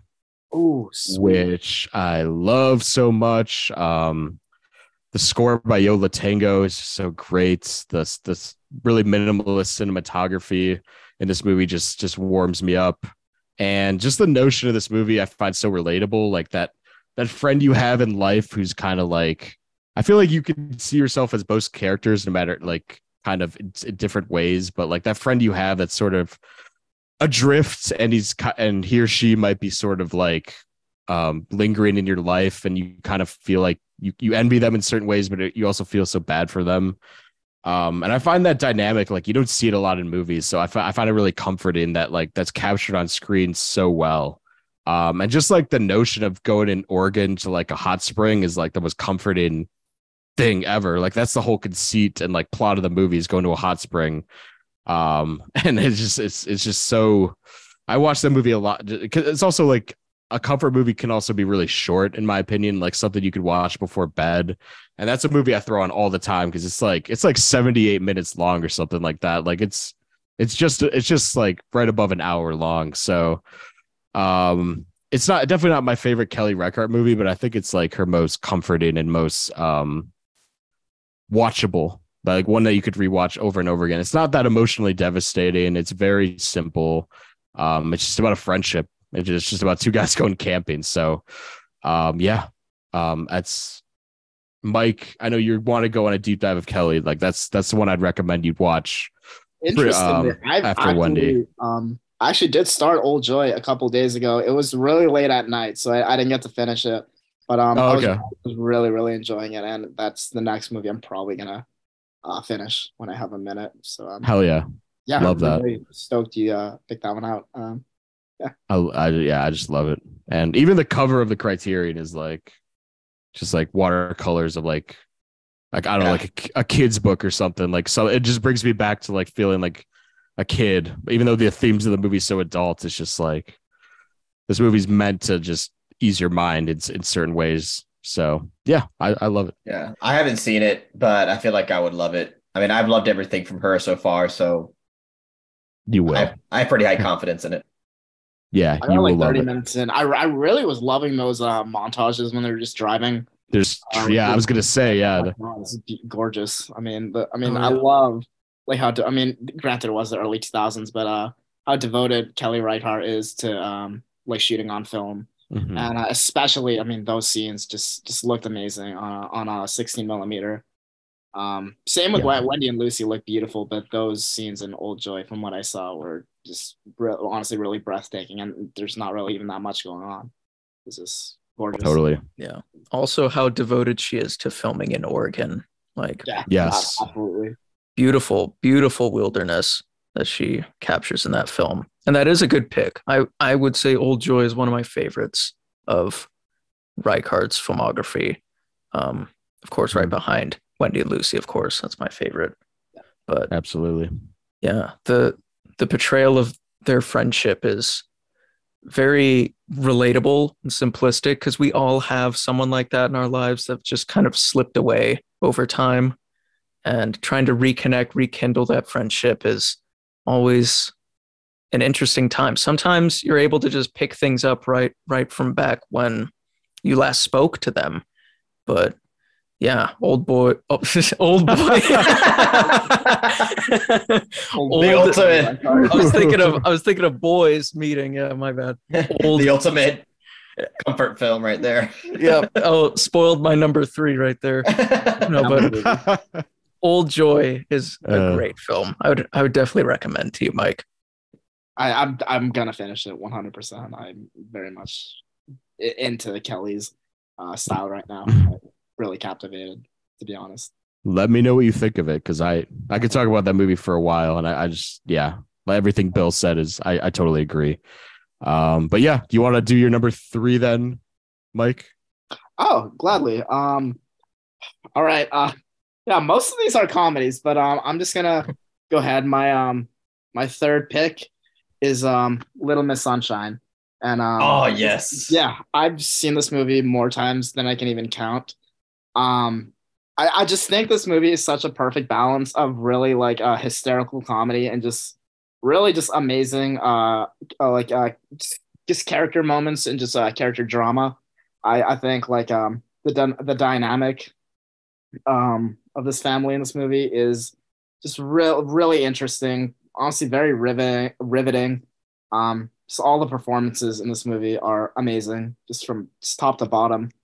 And I mean, I don't think it's as like quotable as like a movie like In Bruges or Superbad, but I can't help but just really be just enamored by this movie's humanity and like humor every time it's on. And I've seen it just again more times than I can even count. It never gets old. It just really does feel like one of those movies I can just pop in really at any time and it will just hit in the really just in the right place. And yeah, definitely one of my favorite movies in general. It's kind of a shame these directors, I mean, what's the name, Dayton and Ferris, didn't really do Doing Marvel, right? lot. I mean, I know they've done like a couple movies, but this really was, I don't know, like I almost describe it as just like lightning in a bottle. It's just beautiful. Not much else I can really add to it, but again, one of my favorite comfort movies and one of my favorite movies in general. So Little Miss Sunshine Nice. would be my third pick. Good pick. Yeah. Yeah. I like Steve Carell in that movie a lot. Like I always I think that's like his best dramatic performance I've ever seen personally. Like, I'm not a fan of the McCabe movies so much, so like I think he's like that's like one of his best roles ever.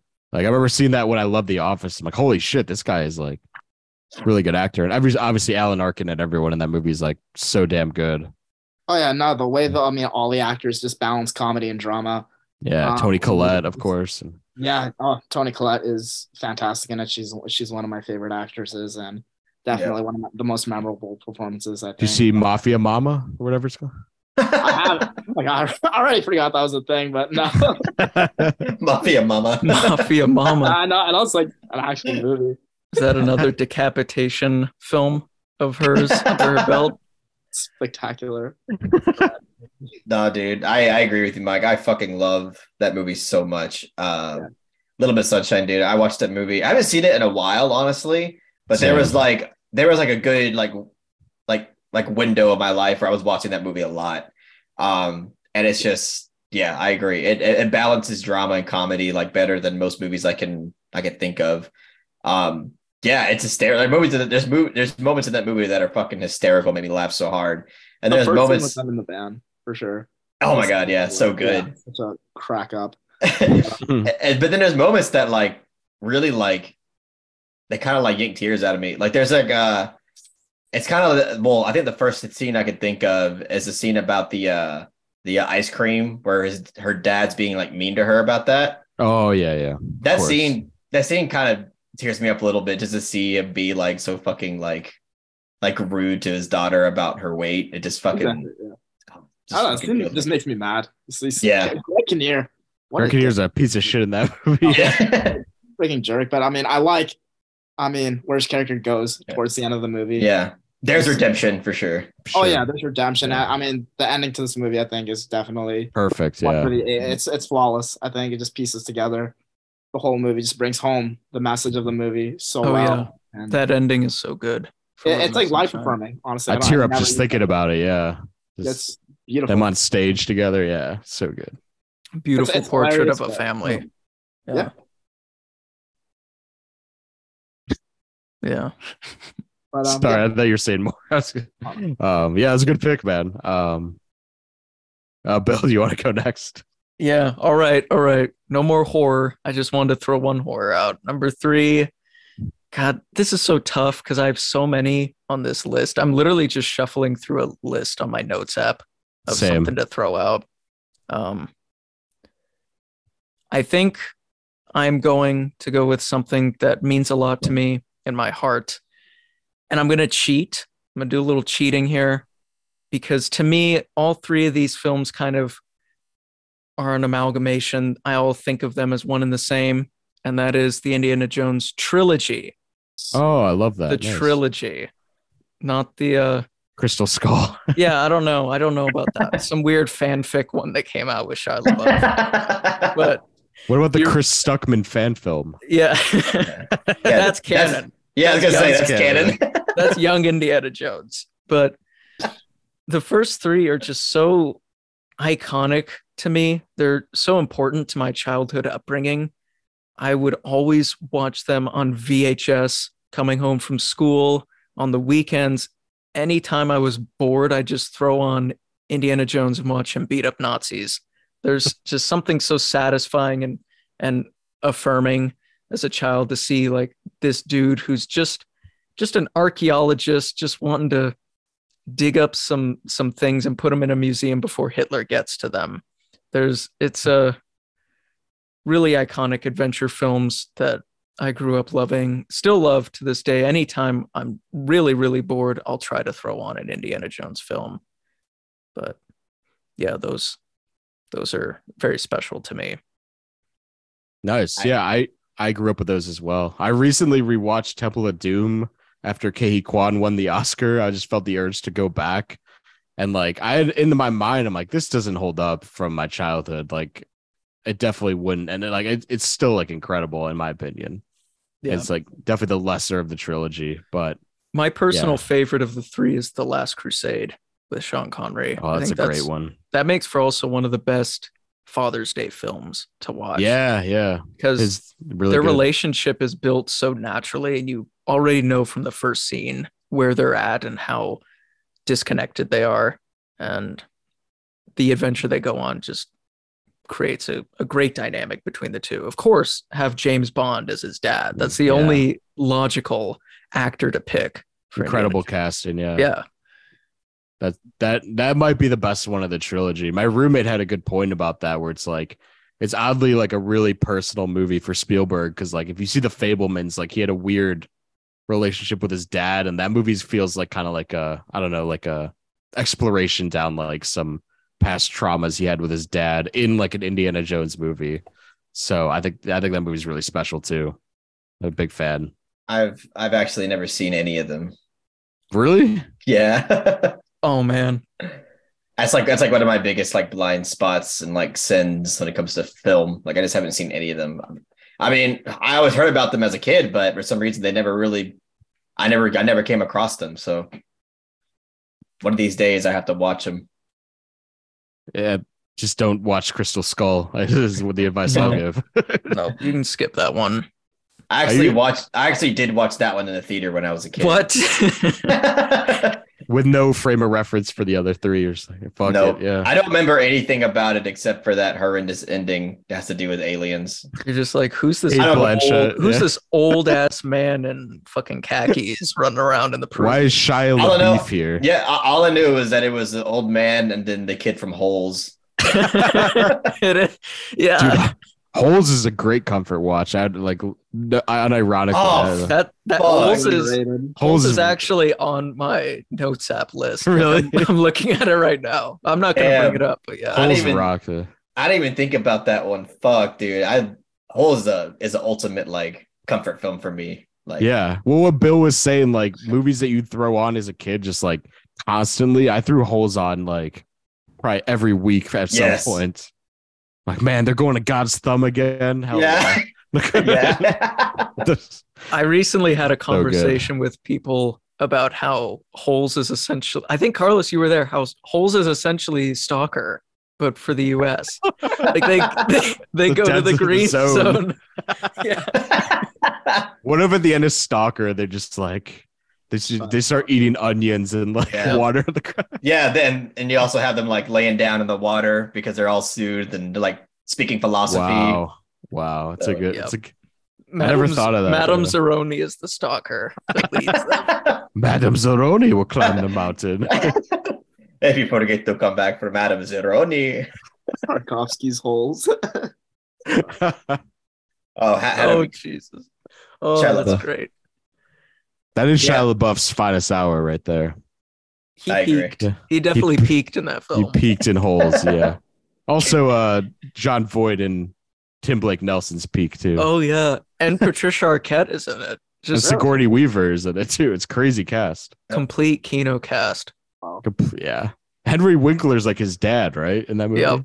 Holy crap! That cast is stacked. That stack's insane. Yeah. And his mom is the church lady from Dogville. Yeah. What? Yeah.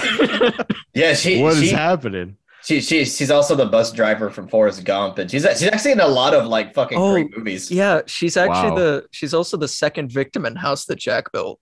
Yeah, she is. She's a Von Trier regular, huh? Yeah, she's actually is. She's like the female Harry Dean Stanton, where she's just in all these Kino films. That's a good comparison. Carlos, what's your 3? Oh, okay. Pretty awesome that you went with this a Spielberg film, Bill, because I'm also going to go with the Spielberg film here. Nice. And it's Jurassic Park. Oh, yeah. Yeah, dude, this fucking movie. Again, like one of the films that I grew up with, watched it a billion times. Still, like, I watch it at least like 2 or 3 times every year or more.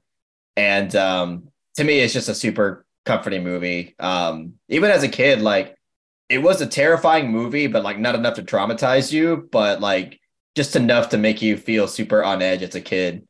And it's just, I mean, this to me, Jurassic Park is a whole package. Like it's a thematically rich film. It's funny as hell. It's suspenseful as hell. The special effects are just like out of this world, especially for the time, and it still holds up quite well. yeah, like on every front, like this film is to me like absolutely amazing. It's my favorite Steven Spielberg film, and one of the most like comforting films. Like whenever I'm like just not feeling well, or whenever I don't really know what to watch, like Jurassic Park is like it'll always fill in that hole like every single time. Um, yeah. What's more to say about it? I mean, everybody knows how fucking amazing that film is. Again, Jeff Goldblum, so iconic in this film. Just plays like such a cynical smartass in the movie, but he does it so well. Sam Neill, also fucking amazing. It was really weird seeing him in Possession. Because I've only seen him in Jurassic Park, so when I saw him in Possession, I'm like, what the fuck? Such a drastically different kind of movie and role. But yeah, Laura Dern, how could I forget her? Also amazing. Oh, the goat. Yeah. So I mean, all around, I really, really fucking love Jurassic Park. You really can't go wrong with it. So yeah. That's also one of the films that I would plug in on a VHS tape as a little kid. Me and too.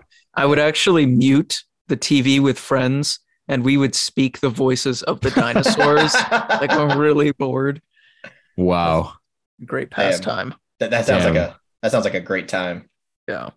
You can tell we grew up post like 90s, if we're all watching Jurassic Park on VHS. I own the CD of Jurassic Park, and that was one of the first CDs I had for my Walkman. And when I was like 6-7 years old, I was listening to the soundtrack on repeat. That's one of my favorite movies as a kid. Also, I'm with you. That's my favorite Spielberg too. Yes. It's like I never thought. I honestly, for some reason, Carlos, I never thought of you as a Jurassic Park guy, but I'm glad you're on board. We did a whole episode for the Cinebums about it, so if anyone wants to, we talked about it for like 3 hours because me and my brother are obsessed with Jurassic Park as kids. So holy shit, I have to watch that. Plug that. Yeah. It was fun. It was fun going back, and I watched that movie again, like every year, and not like Indiana Jones, because like the sequels are terrible. So like I don't go back to like the whole franchise. It's just the first movie. I actually watched Jurassic Park in 3D in theaters when they like did that thing. Yeah, me too. And it was awesome. It was great. It was great. Yeah. Every sequel to that movie is dog shit, if you ask me. It's okay. Hold up. What about in Jurassic Park 3 where the dinosaur talks to him? All right. I like 3 a lot more than the other ones. I'll say that. Yeah. 3 is actually 3 is actually pretty entertaining, like for better or worse. Yeah. That's the one that Vince Vaughn is in. Vince Vaughn's in The Lost World. Lost World, okay. Yeah. If you acknowledge it as a bad movie, Jurassic Park 3 is great. No, I agree. 3 is like a guilty pleasure, but like every Jurassic World like movie is unwatchably horrible. Dude, fuck those movies. I cannot stand those movies, God, dude. No. They took like a fucking dump on my childhood with those movies, dude. Yeah, the first and second Jurassic World are fucking terrible. I didn't even bother with the last one because it was fucking long and a lot of people hated it. So I was like, I'm definitely not gonna see that shit. Yeah. It's just as bad as the other ones. They're all equally like 2 out of 5 stars. Just like my God. Yeah. But the first one, perfect movie. First one's great. Yeah. So many great side characters too. Like Sam Jackson's characters, the IT guy. The cigarette is like always hold on to your butts. Wayne Knight, Wayne Knight, yes, has one of the most hilarious death scenes in the film. And next to the lawyer, of course. The lawyer's is great too. He's always taking like a shit. He's always That was another thing where I saw Seinfeld for the first time, and I just couldn't stop seeing the guy from Jurassic Park when I saw Newman. I was like, that's fucking the guy who steals the eggs and everything when I was a kid. Yeah, he's so good in that movie. Yeah, he's incredible. Dotson. We got Dotson here. We got Dotson here. Nobody cares. That's a great meme. That's a great meme too now. Also a side character, but he's not necessarily funny, but Bob Peck, R.I.P., he died shortly after this film, who played Muldoon, a.k.a. the clever girl. Clever girl, yeah. That guy's great. Great. We didn't even mention John Hammond. I forgot the actor's name. Incredible. Richard Attenborough. Yes. Is the old man. It's so Yes. good. Such a great cast. Oh yeah, it's a like perfect cast if you ask me. Speaking on perfect movies, my number 3 is I'm going on the same lines of like things I watched as a kid just repeatedly. And I own this on VHS, DVD, and now I bought the Blu-ray as I grew up. But Napoleon Dynamite was a movie that I watched. I can't even tell you how many times. There was a wave when this movie came out. I don't know if it was similar for you guys, where just like all my friends and like all my friends' like older brothers were watching this movie. Just like if you're ever at like a friend's house or like at my house or just like your own house, this movie was like on for like all the time. It was like a huge pop culture like explosion from like a small independent movie, which was crazy. And this movie to me is aged like a fine wine because as a kid, you're laughing at the absurdity of it all and just how off kilter the dialogue is and how everyone you were talking in Lebowski, like everyone's mannerisms, like John Heder as Napoleon Dynamite just feels like a walking ball of like angst and disgust. And he's so fun to just like observe throughout this movie. And I think there's I'll go back to Sarah Marshall. Like there's a profound meaning to this movie. I think is really special. Like ultimately it's kind of about like finding, your purpose in life as a kid, like on top of how absurd all the comedy is. And like the tones of this movie are so weird, but like it's really just about a character's journey to find his place and like to find friends and like just like kind of like a path in the midst of all the craziness of this movie. But aside from the serious side of this movie, this movie, in my opinion, has the best side characters in cinema history. You could go down the list of like Rex from Rex Kwon Do. Uncle Rico. Yep. Uncle Rico, Pedro, everybody in this movie. LaFonda, Kip. Yes. Oh my God, dude. God, man. Also, Napoleon Dynamite is the first Marvel film with the post-credit scene. Post-credit. The wedding. Yeah. Coming in, like the doll, the John Heder. Yeah. She's like on the bouncing.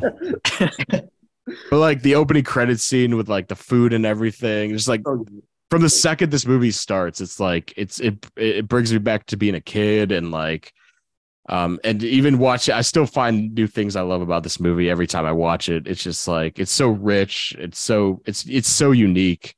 And I know Carlos before was talking about Nacho Libre before we started. Like I wish Jared Hess was still making movies like this because he was such a like distinct voice in like independent comedies in the mid 2000s, and like this and then Nacho Libre was such a perfect like 1-2 punch. It just fell off during he did, really like I wish he came back. It's sad. He had such an eclectic aesthetic about him with those two films. If almost like in the nicest way possible, it was like the Trailer Park Wes Anderson. That's a great way to describe it. Yeah. There's something so beautiful about it too, and so heartwarming about his films. There is awkwardly beautiful. Yeah. There's not like an ounce of like cynicism or judgmental like point of view on his characters too. Like they're all a lot of them are dickheads in Napoleon Dynamite, but like they're really treated like delicately. So like it's not like a mean-spirited movie, even though like everyone has a really negative attitude and sort of outlook in the world. It's kind of like it's optimistic in that way. And like the final shot of them playing tetherball, like last time I watched it, I like cried like a baby. I don't know what it was, but like, and the dance scene I just love so much. Like God, I just everything about that movie is just like it's one of the movies that got me into like loving movies was Napoleon Dynamite, and it's the best. I can't understand if you dislike Napoleon Dynamite. Like other movies I can, but like that movie I can't forgive. I can't forgive it. Same. I remember like Cynic in the Discord gave it like a 6, and that offended me, and I was like, what the fuck, man? He also gave School of Rock a 6, and I was like, you're killing me, dude. That was my big honorable mention was School of Rock too. But I will give him credit. He bumped it to like a 7. So good. Not good enough. Not good enough.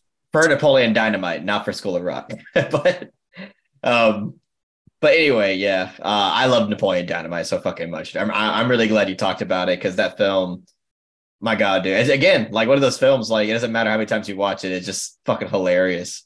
There's so many just like memorable scenes in the movie that I just fucking love. One scene that I really love is when he tries to go and make money, so he goes to work at like the farmers like Yeah. for a little bit. Yeah. He tries to eat the sandwich and like make like a concoction of the he's like This he takes a cow, sip of- He drinks this like cow egg has juice. a fifth nipple. Like raw egg yolks. Yeah. like do chickens have large talons? Large What? That's like I a had- dollar an hour. I had a sweatshirt as a kid that said, "Do the chickens have large talons?" Oh, that's And I had to vote for Pedro. Oh yeah, and Yeah, he gets paid in like pennies, like Yeah. $6. that's like $1 an hour. So quotable, just yeah, and like what Bill was saying with the aesthetic of that movie is so. It's like the trashy Wes Anderson.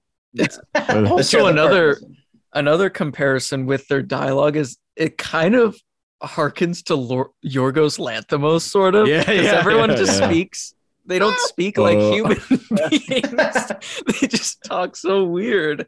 I don't know if it's an Idaho thing or not, but those It must be, characters. yeah. It's like a Mormon-esque, kind of like dialogue where it's like people don't know what to Yep. say, so they just stare. I just love the fact that Napoleon Dynamite, Mass, and The Whale are the 3 Idaho movies I can think of. All Those are- Pino. Yeah. Oh yeah. But We gotta yeah, have a movie with Brendan Fraser's The Whale and Napoleon, just like have a dinner or something. He's the pizza guy in The Whale. Freaking idiot is so fat. Tina, you Sure. fat lard, come get some ham. Yeah, he's feeding Brendan Fraser on the. I need to know that I voted for Pedro. Eat the food. Thanks for your vote, man. Pedro's a king, man. I Brendan, love Pedro. eat. Eat the food. Yeah, dude. Greatest movie villains I was gonna say is Uncle Rico, one of the best. Yes. Oh, chilling. Man, I wish I could go back in time. I take state. He's like, this is the worst video ever made. I love that line. 'Cause Yeah. it's like literally what everyone's thinking while watching. Yeah. Doesn't he just throw a raw steak at Napoleon's Yeah. face or something? They're eating steak and he rolls up and he whips a steak in his face. What the heck are you doing? This is like a fucking psychopath. He's like abusing a kid with a steak. Yeah, Oh, God. I love it. All right, Mike. I think we're on our number 2s, right? Number 2. Yeah, number 2. All right. Definitely a slight change of pace. But for my number 2, I'm gonna go with the Spike Lee movie, Do the Right Thing.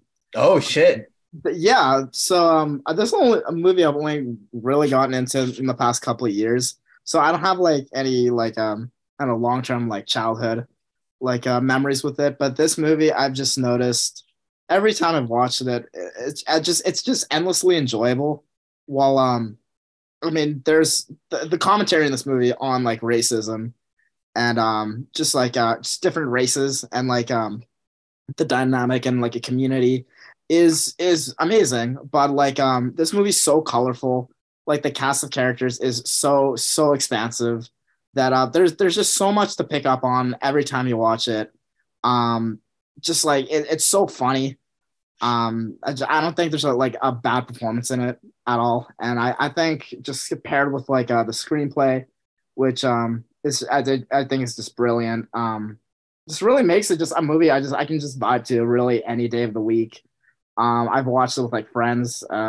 It's just always just enjoyed really in almost any just situation, I think. And I think that's the quality of like a really good comfort movie. You can just like, and it just has the staying power. We can just pop it in. I know just saying this a lot, just like pop it in whenever you can, but really Do the Right Thing. I think you can do that. And I don't know. I love it. I've seen it so many times.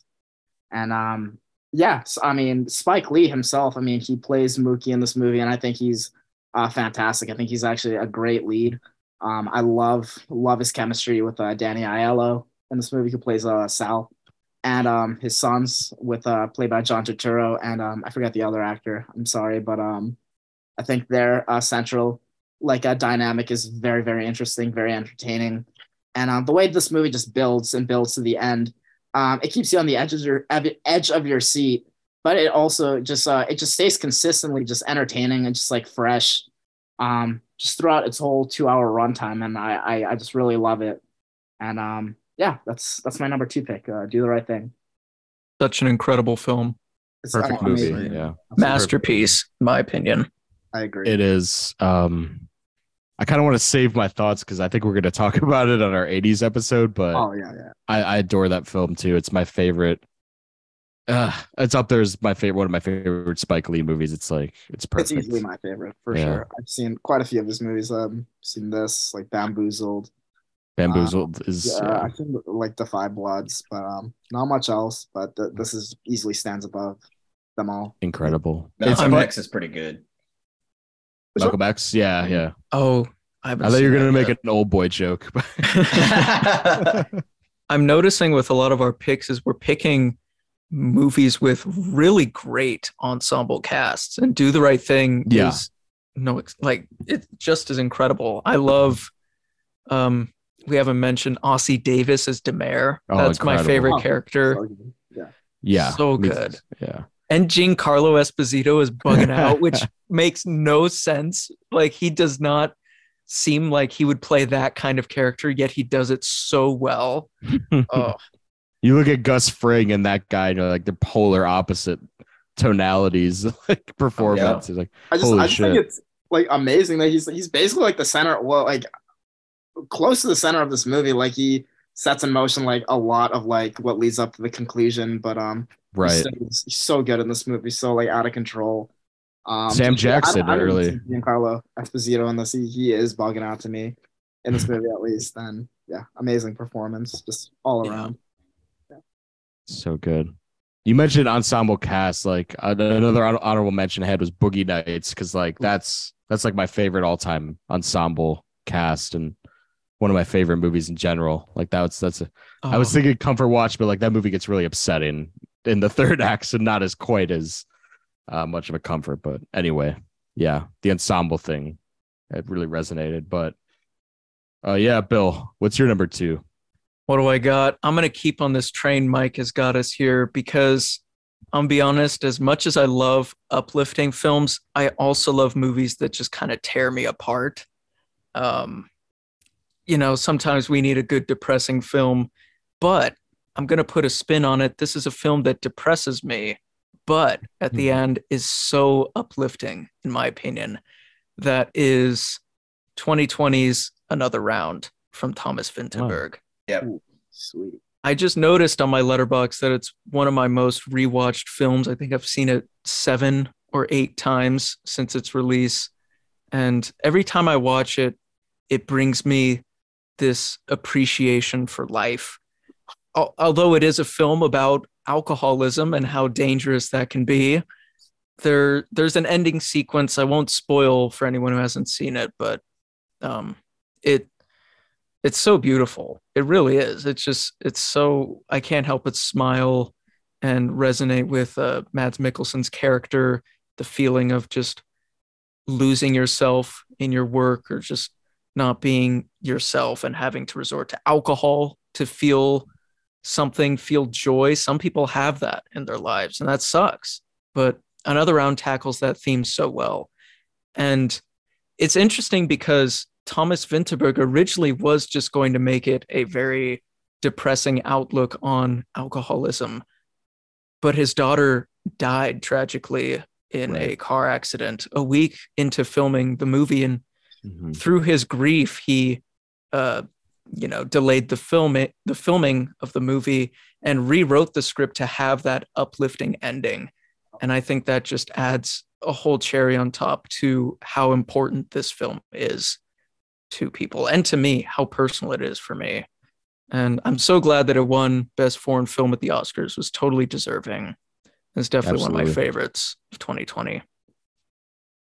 Yeah, that's one of my favorite films of the decade so far. I'd agree with. It's a masterpiece. I mean, I think what you said about his daughter, I think that was in his Oscar speech, and that was like super moving to me that he switched up the ending. Because like if you see his other movies, they're all very depressing, like the hunt and everything, and it's a very uplifting outlook at the very end, kind of like signifying like he's not going to give up in life, and maybe he was at a point where he does, and now I don't know. It is very uplifting. Doesn't the Celebration technically count as a Vinterberg? Yes. Movie Yeah. 95. I haven't seen it yet, unfortunately. I need to. Oh man, so good. But I know he is like involved with that movie like heavily. I'm pretty positive he's like one. Oh yeah, he wrote and directed it. Yep. Yeah, I mean it's Dogma 95, so that's why I asked. Yeah. Yeah. But yeah, that's sick. That I mean he has such a diverse directing style. I mean, can just pull all these emotions just out of like just horrible stuff like grief. I think that's really beautiful.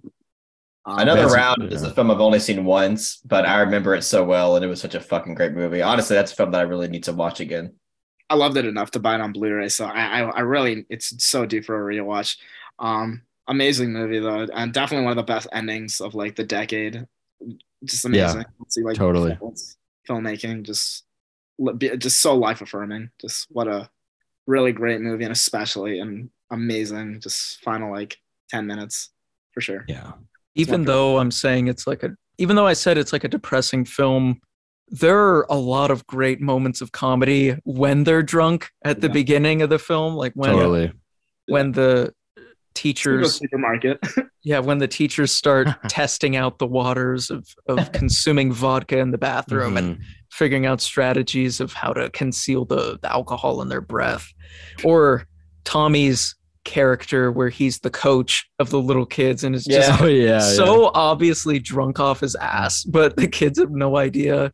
And I remember a kid in the scene motions to want to drink from his water bottle. He's like, no, I'm gonna drink from that. But yeah, there are a lot of great heartwarming moments in Another Round. I feel like a lot of youth coaches are probably sneaking vodka into their Gatorade bottles, you know. If you're a coach of kids, you got to be. A lot of them are drunk. Yeah. I can't help but also be self-reflective of my own teachers from my youth, just because there's a plot line in the film between one teacher and a student where he feels that kids don't really care about their teachers, and that once they graduate, they won't remember them. They'll forget about them like they're nothing. But thankfully, a character goes through an experience with one of his students. And I couldn't help but feel self-reflective of my own teachers and how much they meant to me, and made me kind of want to check up on them, see how they're doing with their lives. Because even though ours move on, they're still there at the school and they're teaching a whole new batch of kids. And it brings me a lot of respect for teachers seeing Another Round. And seeing, like, especially with Mads Mikkelsen's character going through a midlife depressive crisis because of being stuck in this same role for decades as this teacher. So, really great film. I'm glad that I've kept in touch with at least one teacher since high school. She's honestly like my favorite teacher that I've ever had. Her name's Miss Bull, really awesome name. But she's actually gonna come attend a film festival next Sunday that's playing my film, so that's gonna be awesome. Oh, that's awesome! Yeah, that's so cool. And what's even crazier is that like around like 4 or 5 years ago, I went to this soccer game with my dad in Atlanta, and my dad has season tickets, so he's always had the same seats. I mean, when I went there, literally Miss Bull and her husband were sitting behind my dad for like years, and they like knew each other, and they didn't even know like who. Like she had no idea that I was like his son. So when I showed up that one time, I was like, hey, Miss Bull, what's up?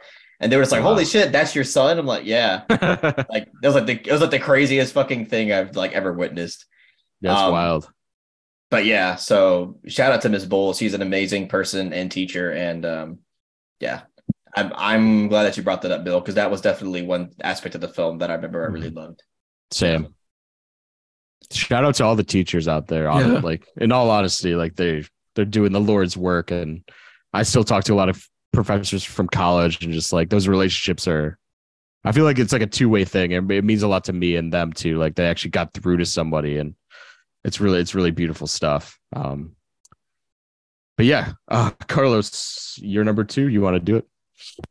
Sure. All right. So you mentioned Napoleon Dynamite earlier, and I'm just gonna say fuck it. I'm gonna go with Nacho Libre. Yeah.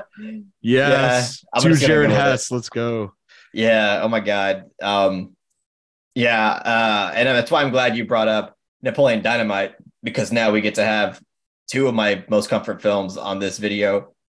Yeah, dude, Nacho Libre. I mean, I know Nacho Libre isn't nearly as much as of a crowd pleaser as Napoleon Dynamite, but to me, I don't know, that movie just works on so many levels. To me, all of that charm and all of that like awkward humor and like all of the absurdity, all of that works just as well for me as it did in Napoleon Dynamite. It's all there in Nacho Libre, and I'm like all here for it.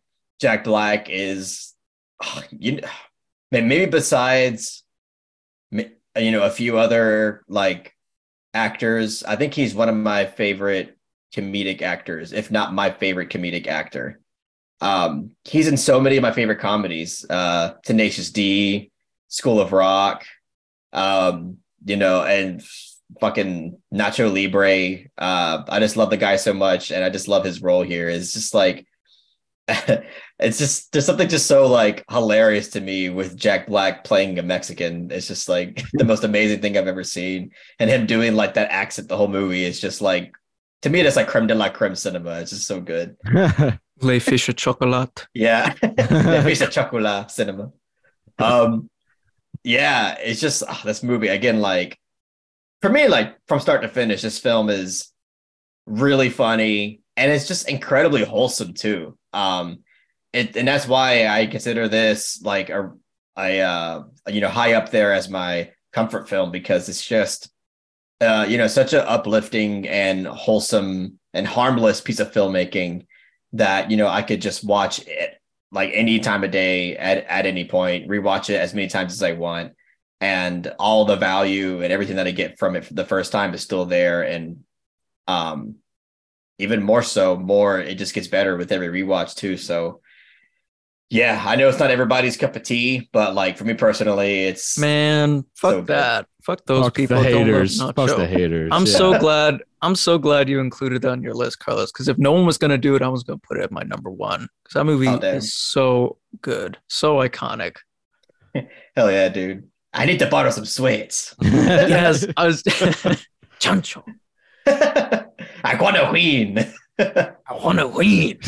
It's a good impression of it. He emphasizes certain words like that, and Yeah. the win. I want to win. He's like, those eggs were a lie, says Steven. They give me no eagle powers. They give me no nutrients. Magical power. You could be the greatest fighter that ever lived. Oh, I love how he tries to rizz up the nun character by sliding toast under her door. Yeah. Like that's his way of flirting with her.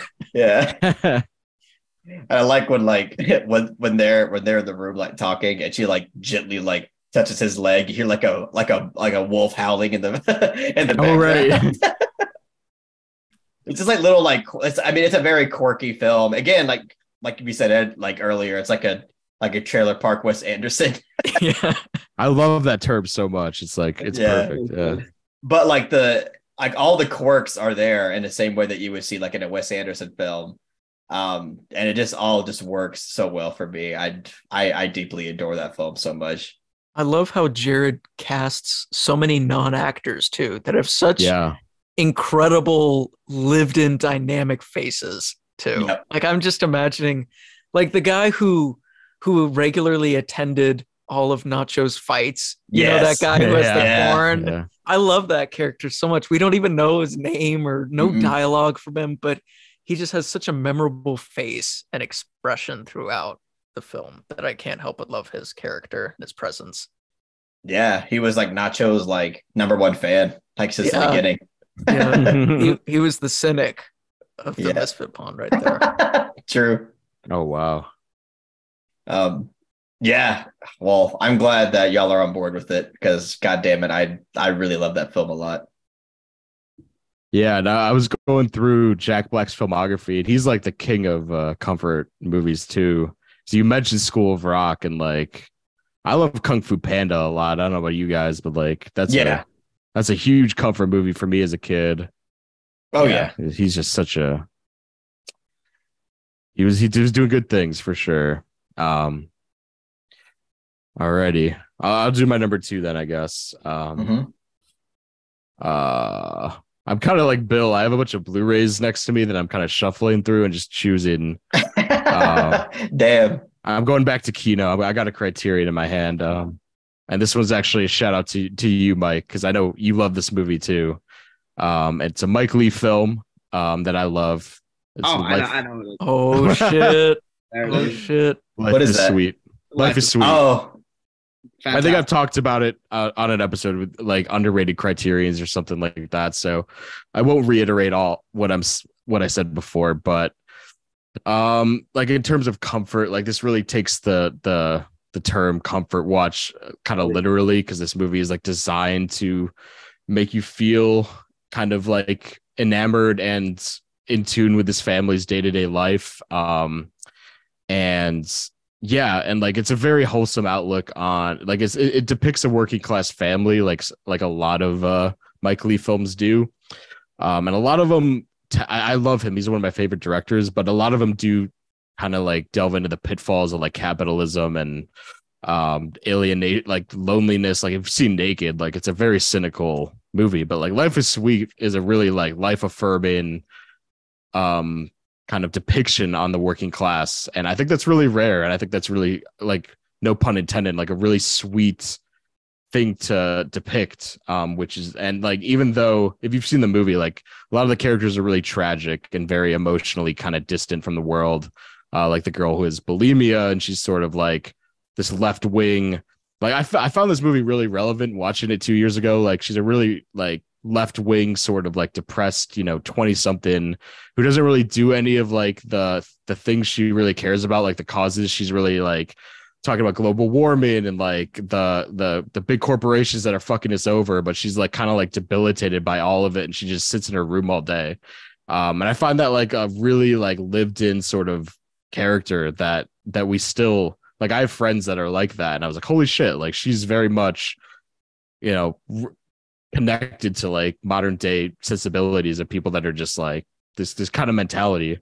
But like the mom in this movie is like she's one of the funniest Mike Lee characters. Like she's cracking jokes like at every line. She's always like trying to keep like she's trying to help what's his name, Peter Pettigrew from Harry Potter.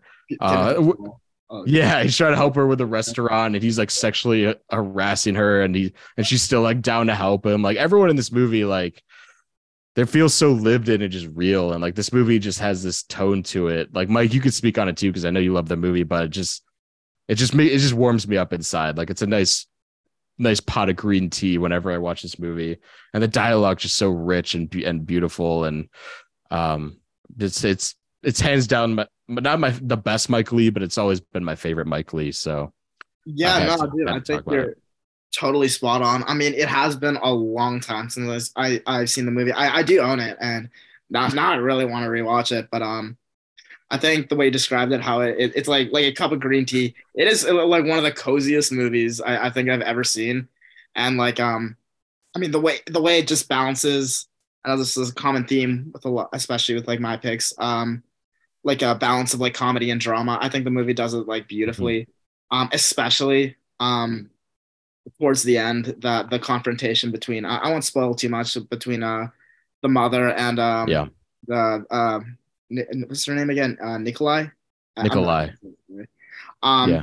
an amazing like climactic scene. That's very subtle. It's very subtle, but there's just so much like explosive just emotion under it. And the movie's not really like that really until that point. I mean, it's very light. It's just very breezy, but I don't know, the way just that final release of emotion. Just it was just so beautiful, and I really do love that movie a lot, and I really do recommend it for anyone looking for a great comfort movie. I completely agree. Mm-hmm. Or if you want to get into Mike Lee, definitely. I recommend any Mike Lee film. Honestly, is great to start. I've yet to see a movie of his that I've disliked. I've loved every one of his. And that one's absolutely a winner too. It's not. I don't think it's his best. I think it's probably like the lesser of like his '90s trilogy. But it's still a remarkably like a high point in his career. I think, even though he has said like on the Criterion. I don't know if you've listened to the Criterion commentary. Mike Lee has said like it's his worst movie he's made, which I haven't seen all of his movies. So I've heard him say that. Yeah, no, he ends the commentary saying that. Before I go, I just want to let you know this is my least favorite movie of mine, and then broke my heart. He's just like, "Fuck you guys, I'm going home." Yeah, yeah, basically. But trolled the audience. No, amazing pick, definitely such a great pick. I'm surprised that he even said that, because like that movie is like some of the best performances he's gotten out of his, like ensemble, like as a whole. Like I feel like collectively the tone and like everything just came together so well. So sorry, Carlos, what were you saying? I was gonna say I've only seen 2 Mike Lee films, Naked and Secrets and Lies, which is also a Mike recommendation. And Secrets and Lies to me is a masterpiece. Incredible. I have a whole like review on that movie, but that movie fucking blew me away. I did not expect that at all. I mean, I expected to like it, but I did not expect to witness like a masterpiece. And god damn it, that movie's so good, which makes me really excited to watch Life is Sweet. Honestly, Life is Sweet sounds very, very up my alley. So I'm really excited to see you would that. like it. You know another David Lewis' first movie. Yeah, was like first ever. The chocolate stuff. Oh, gee. Okay. Yeah. Wow. I love the movie, but I that scene just it's hard to watch. Yeah. The bulimia in that movie is like pretty triggering, I feel like, to a lot of people, but yeah. Really, you know who's a character I love in the film who's just, it's so weird seeing him in this role is Timothy Spall as Aubrey. He's so kooky and out of place from the remainder of the movie. Yeah. Yeah. Another Mike Lee movie that's like that I wanted to recommend to you, Mike, was Another Year that I saw this year or semi recently for the first time. That's like, if Secrets and Lies like is his best movie, this is, for me, in my opinion, it's not far behind. I think it's like one of the best things he's ever accomplished as a director. Nice. But Secrets and Lies is still like, I think is like, as Carlos saying, like a perfect film all around, like his biggest achievement. I think definitely one. I haven't seen too many of his later, like late 2000s work, but I actually did watch Happy Go Lucky with Blair. I love that movie. Yeah, Atlanta. Comfort. That's actually another like wonderful like comfort movie. Really comedic, just really light. Sally Hawkins in that movie is amazing. I thought phenomenal. Phenomenal. Yeah, it's really almost like grates on your nerves, but you just come to love her so much. I've only seen it once, but I really enjoy that one. I thought excellent movie as well. That's Blair core right there. That movie too. We both really enjoyed it. Like Blair really loved it too. It's great. Yeah. I love Mike Lee. What could I say? But Mike, do you want to I think it's our last pick, so all right. Kick us off. Okay.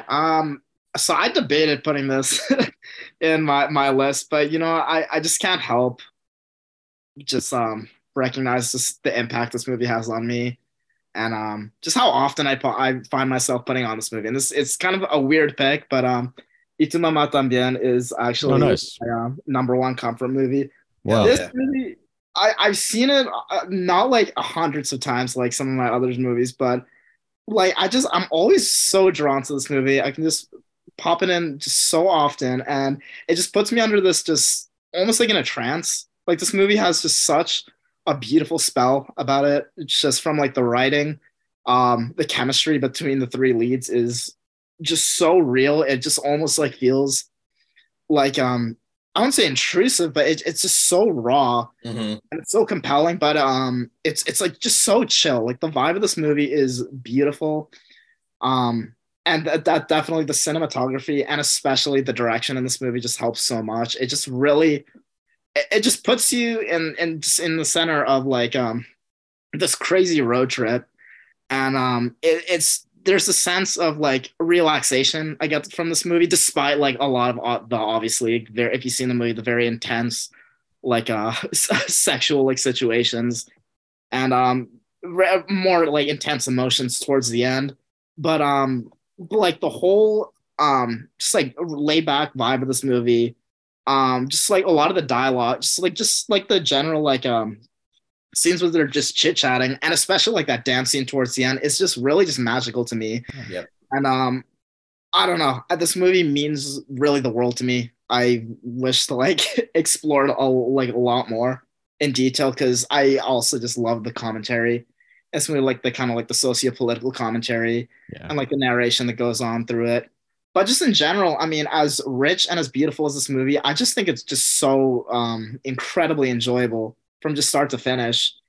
It just never gets old. I didn't really like it the first time I saw it, but the more I see it, the more I just really can't help but love it to death. It's heart-wrenching. It's hilarious. It's definitely more towards the beginning. I think there's a lot of really, really just amazing, just sharp dialogue. And yeah, just from start to finish, just fireworks for me. And just a movie that the really, it just cuts deep. And I don't really know why. It's just, again, like it almost puts me in a spell, this movie. I think it's really a masterpiece. It's my favorite Cuarón. And I've seen basically all of his movies. He's one of my favorite filmmakers. But yeah, I can go on and on and on. This movie is amazing. A 10 out of 10. That's such a great pick. Thanks so much. Beautiful pick. It's honestly one of the most like humanly raw movies I've ever seen. Totally. Like everything about it just feels so incredibly touching and human. And yeah, I mean, I absolutely love it. I mean, I'm half Mexican, and you know, from the culture that I have grown up with, I feel like it embodies that like better than almost any movie that I've ever seen. It's just it's great, and I pretty much every aspect I can think of.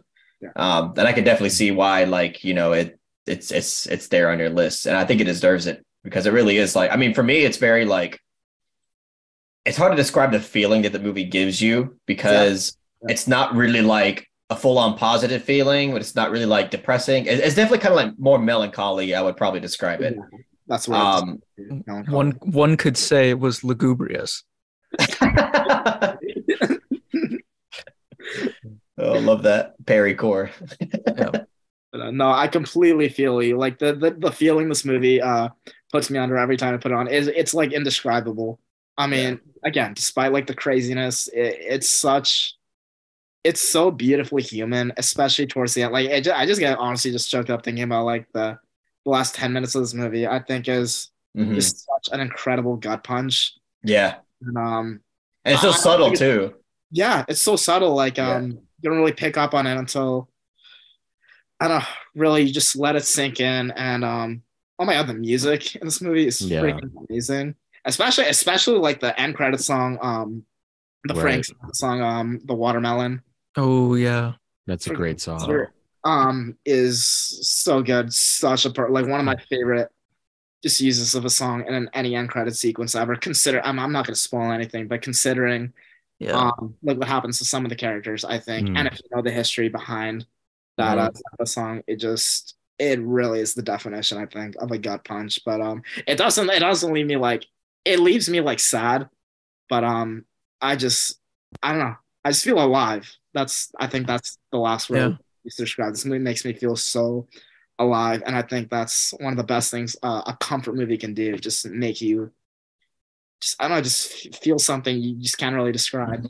It just puts you in touch with reality, seeing it. I know when I first watched Y Tu Mamá También and it finished, I just felt so quietly devastated from that third act. And yeah, that's such a great pick. I need to rewatch that film desperately. It's been a minute. Yeah, everyone should see it. Just if you can handle like really like, I mean, if you haven't seen the movie, it's very sexually intense. Horny as hell. Horny as hell. It's a horn dog. Yeah, it's a horn dog. So tasteful. It's just so I just done with so much respect. It's just very, it's raw. I know it can be all like ugly for people, but I mean, this is the reality of like growing up. I mean, for like, Yeah. a lot of, like teenage boys and stuff like that. And I think it just captures the magic of like, I don't know, just young adulthood. So amazingly. Just some of the dialogue scenes, especially the one with Diego Luna and Gal Garcia Bernal when they're in the hotel room. Oh yeah, love And that. it's so like whoa, just Yeah. I don't know. I can't describe. I don't even have the words. It just I love how they grow to resent each other over like Yeah. a woman. It's like that feels so, the way it's like executed is so true to life. Like it's indescribable, like you said. Like it's so hard to, just like the gestures, the way they look at each other, everything's so meticulous and it's such like a lived in feel to that movie. And I want to give you credit, Mike. I remember because like I think it was last year you were talking up that movie. We were talking about it, and I'd never seen it till last year. And I blind bought the Criterion because you were saying like, oh, it's like one of your favorite, like top 5 favorite movies or something like that. And I bought it, and yeah, I loved it so much, and I'm so glad I blind bought it and took a chance because it's so good. I remember that. I'm glad you did. It's just Yeah. such a winner, I think. I know everyone this of the year needs to see this movie. I think it's just so freaking good. Easily in my top 5 of all time, just bar none. So Is that your guys' favorite Cuarón movie overall? I think for me, yeah. yeah, definitely. Oh, I mean, nothing It's will tough. beat Children of Men for me, Me too. Yeah. but That's my Itamo second. Tambien is definitely my second favorite. I wouldn't Yeah. argue if somebody said like Children of Men is like their favorite, or they say Mhm. it's the best squad on this. This is just honestly more of a personal pick because again, the feeling this movie gives for me, in my heart is just second to none in terms of this like filmography. Like I don't know, even like Roma. I mean, I love Roma to death, but Yeah, me too. this one, Ita Mama Tambien, really it just hits so deep. It's Mhm. just so Wow. profound in just so many ways, and I don't know. It's my personal favorite. I won't say it's objectively his best. I mean, everyone. Mhm. That's what I was saying with Mike Lee. Like, I think Secrets and Lies is objectively better than that, but it's like, it's tough. You know, we all, a favorite from a director is very subjective sometimes too, and it's like he's got a great body of work though. Like, I think he's great He's one of overall. my favorite filmmakers of all time. Yeah. I love his body work so much. Yeah, he's the great. All right, that's a great one to end on, I think too. So Mr. Bill Griff, what is your number one comfort movie? The Bill Griff. So I'm just gonna be Bill Griff. honest here. I'm gonna be honest. It was between 2 Criterions, and it's not Blue Velvet. That's what it originally was gonna be. What the fuck? Directed That's actually my most watched film on Letterboxd. So, Carlos Core. wild. But my number one has got to be Good Morning from Yasujiro Ozu. I love that so much. Oh my god. It's the closest film I've experienced, aside from a few other Japanese Criterions, which I won't mention because might show up here. It's one of the only live action films that feels like a Studio Ghibli film. It has that energy, that warm blanket, that feeling of just joy, childhood joy. And if no one's seen it, I know it's kind of a lesser seen film in the Criterion Collection. It's about 2 little boys that grow up in this tight-knit community of houses in the 50s. It's made in 1959. And they desperately want their parents to buy them a television, black and white television, that is, when those were just coming out then. And their parents will not do that. So the boys take a vow of silence until they get it.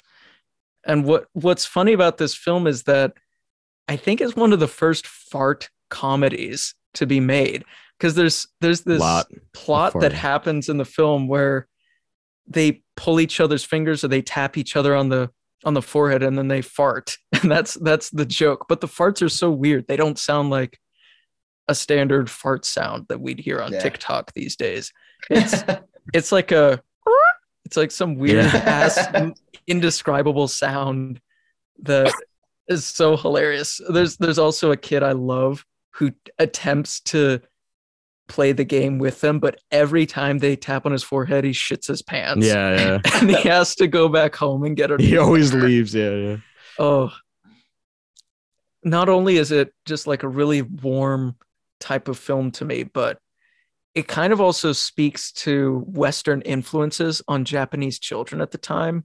It has a lot to say in terms of how the US just kind of has their shadow over post-war Japan and how the children are influenced and how they no longer have those kind-hearted greetings like the adults do in the film. If you notice, the adults are very, very one note. They always are like, oh, hello, hi, how are you? Wonderful weather, yes. And the kids are like, man, fuck that. Let's just watch sumo wrestling and run outside and speak to each other with farts.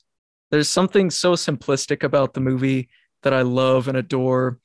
And Good Morning is one of my favorite comedies. It's so easygoing and so digestible that anyone can put it on and enjoy as long as you're okay with subtitles.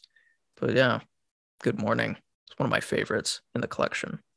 Yes. I love it. I wish you were on our 50s episode, Bill, because I fought hard for Good Morning because it was in my top 5. Yeah. It's in my top like 50 favorite movies of all time. And like we were saying about director's best, like I feel like Ozu's best movie might be like Late Spring, but there's a special place in my heart for Good Morning. I adore it. I will say I think Ozu's best is Tokyo Story, or yeah, of course, and then Good Morning is my second favorite, of course, just because it's just so warm and fun and lighthearted, just great. It really is. And like you were saying about how it depicts the children versus the adults, like there's like a whimsical nature and like a freeness to them, and the parents are like entering this like robotic sort of way of speaking and acting. Like it speaks a lot of like truth, like what you were saying about how, you know, industrialization and all this stuff is kind of like taking hold on this next generation, but tells it through, like you were saying, like fart humor and like relationship comedy and stuff. It's like, it's such a master stroke by Ozu, in my opinion. It's so perfect. And while most people, like most of our picks here, we've talked about like Superbad is timeless. The other guys is kind of timeless. Good Morning is the opposite. It feels dated. It feels like a time capsule from a whole other period.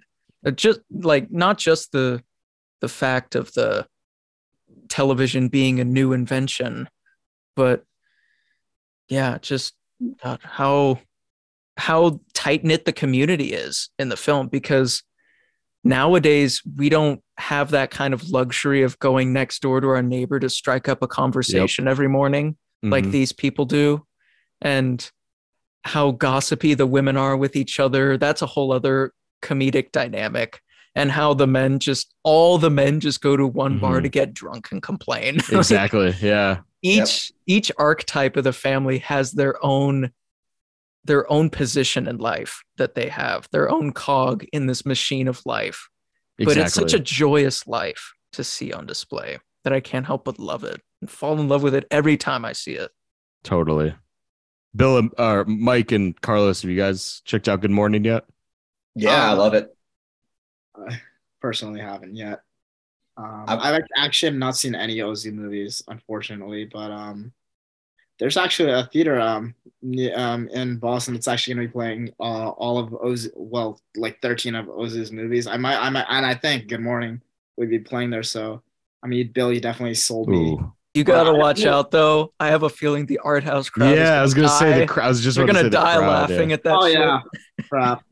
That's a really good point. Just watch it on your TV, honestly. Yeah, fuck that crowd. Yeah, honestly. I mean, they might even fucking laugh at fucking Late Spring when she has to get married or some shit. They're like, ha ha ha, bitch. You know the scene at the end, which they open up to each other, like, huh.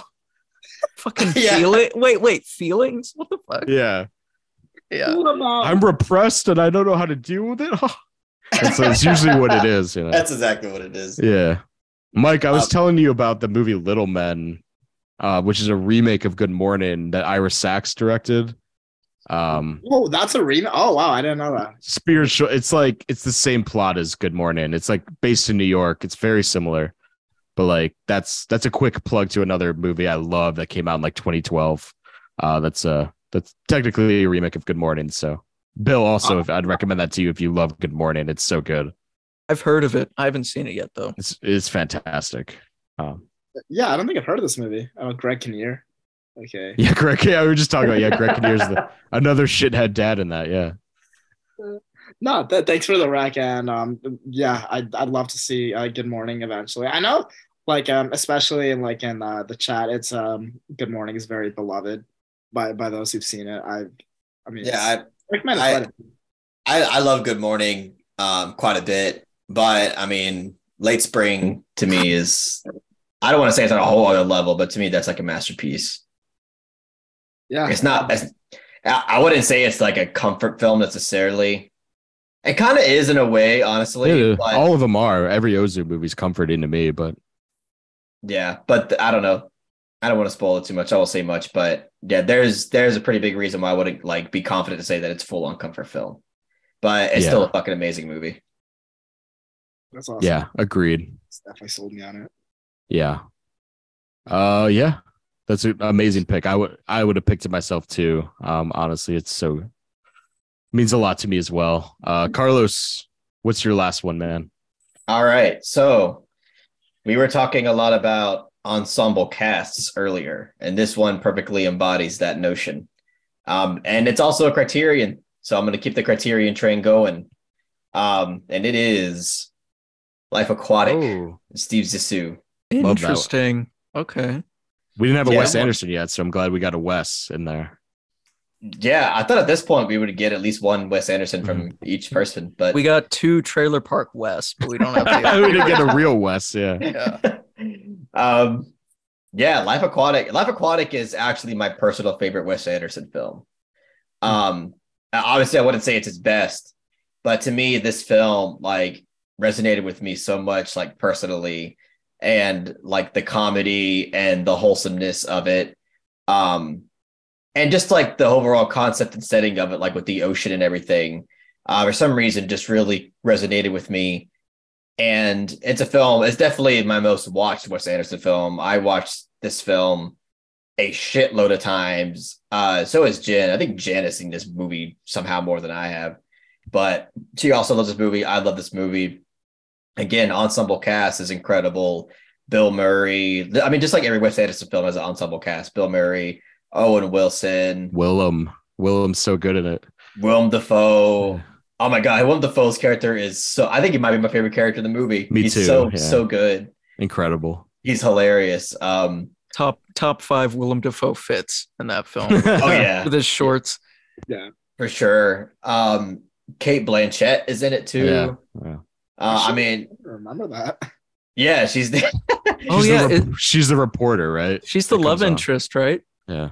The pregnant reporter love interest, yeah. Oh, that's such a wild role for her to take compared to like Tar and shit. Lydia Tar, yeah. Now.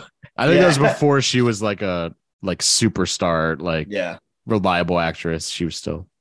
But yeah, she's great in that too.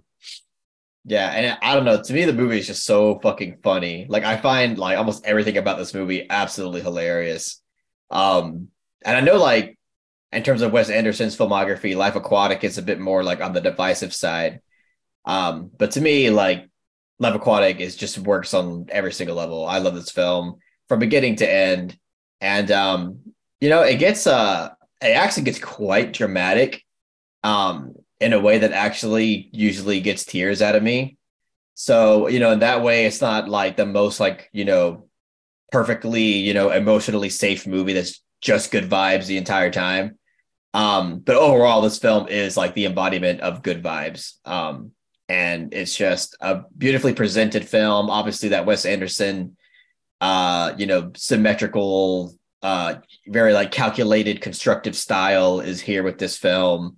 And I just love the presentation of it overall. Like I love the presentation of the Belafonte, where it kind of goes, it shows everything that's going on in the ship while Bill Murray's explaining. everything. It's just, I don't know. It's just such a comforting, wholesome film, and it's hilarious. And I love all the characters in it and all the performances. And yeah, fucking Life Aquatic is my favorite Wes Anderson film, and I just love everything about it. So that's why it's on my list. The soundtrack is also like all timer. Oh man, like, probably his best soundtrack ever. You know, like Bob Dylan. Is super awesome, super memorable. Yeah. I listen to the score just like on my downtime sometimes. It is just, so good. Yeah.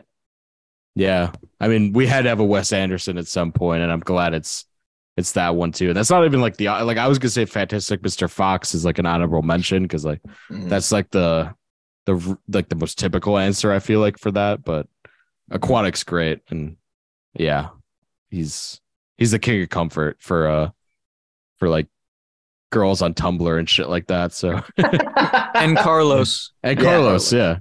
Carlos is Tumblr. What's up, Wes Bill? Anderson like comfort movie? I'd probably pick like Rushmore personally. Oh, yeah. Rushmore's great. Oh, Rushmore's good. I love that movie so much. I'd Royal Tenenbaums as well as a movie I love. There's a lot. Tenenbaums yet. Bill, were you gonna say something? For the longest time, The Life Aquatic was my favorite Wes Anderson. So I'm glad you picked that as yours. I didn't know that about you. Holy shit. Yeah, man. That's awesome. Yeah, that's fucking awesome. Yeah, I fucking love Life Aquatic, dude. It's awesome that was also your favorite as well. Yeah. Well, now currently it's Mr. Fox, but we'll see. Maybe upon a rewatch, I'll come to my senses again and go back. It's hard to find people that like are like in love with Life Aquatic because it's kind of divisive amongst all of his films. And most people they wouldn't go to Life Aquatic as their favorite. They would pick like Grand Budapest or Fantastic Mr. Fox or even Moonrise Kingdom or something. But yeah. I was gonna say mine has changed so many times, like from Rushmore, Tenenbaums, Mr. Fox. So I'm waiting for the Life Aquatic train to roll. Even Moonrise Kingdom, when I was like, that was my first Wes Anderson I saw, and for a while that was like the top. But yeah, he's got a. I mean, they're all fucking great films, dude. They're all like Darjeeling Limited. I love too. I think that's really underrated.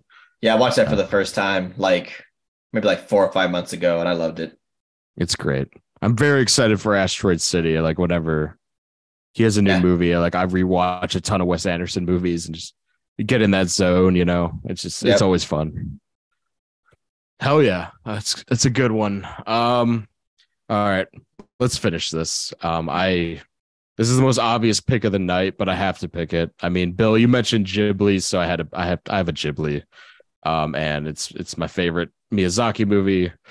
It's My Neighbor Totoro.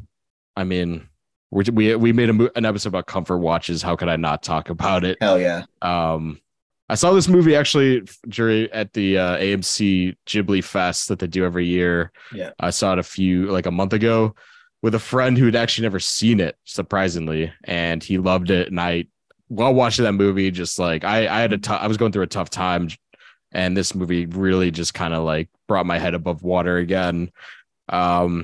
I mean, this movie's plotless, basically. Like it's all about, life affirming moments in like these young girls' lives. And like, this is a movie. This is like the longest.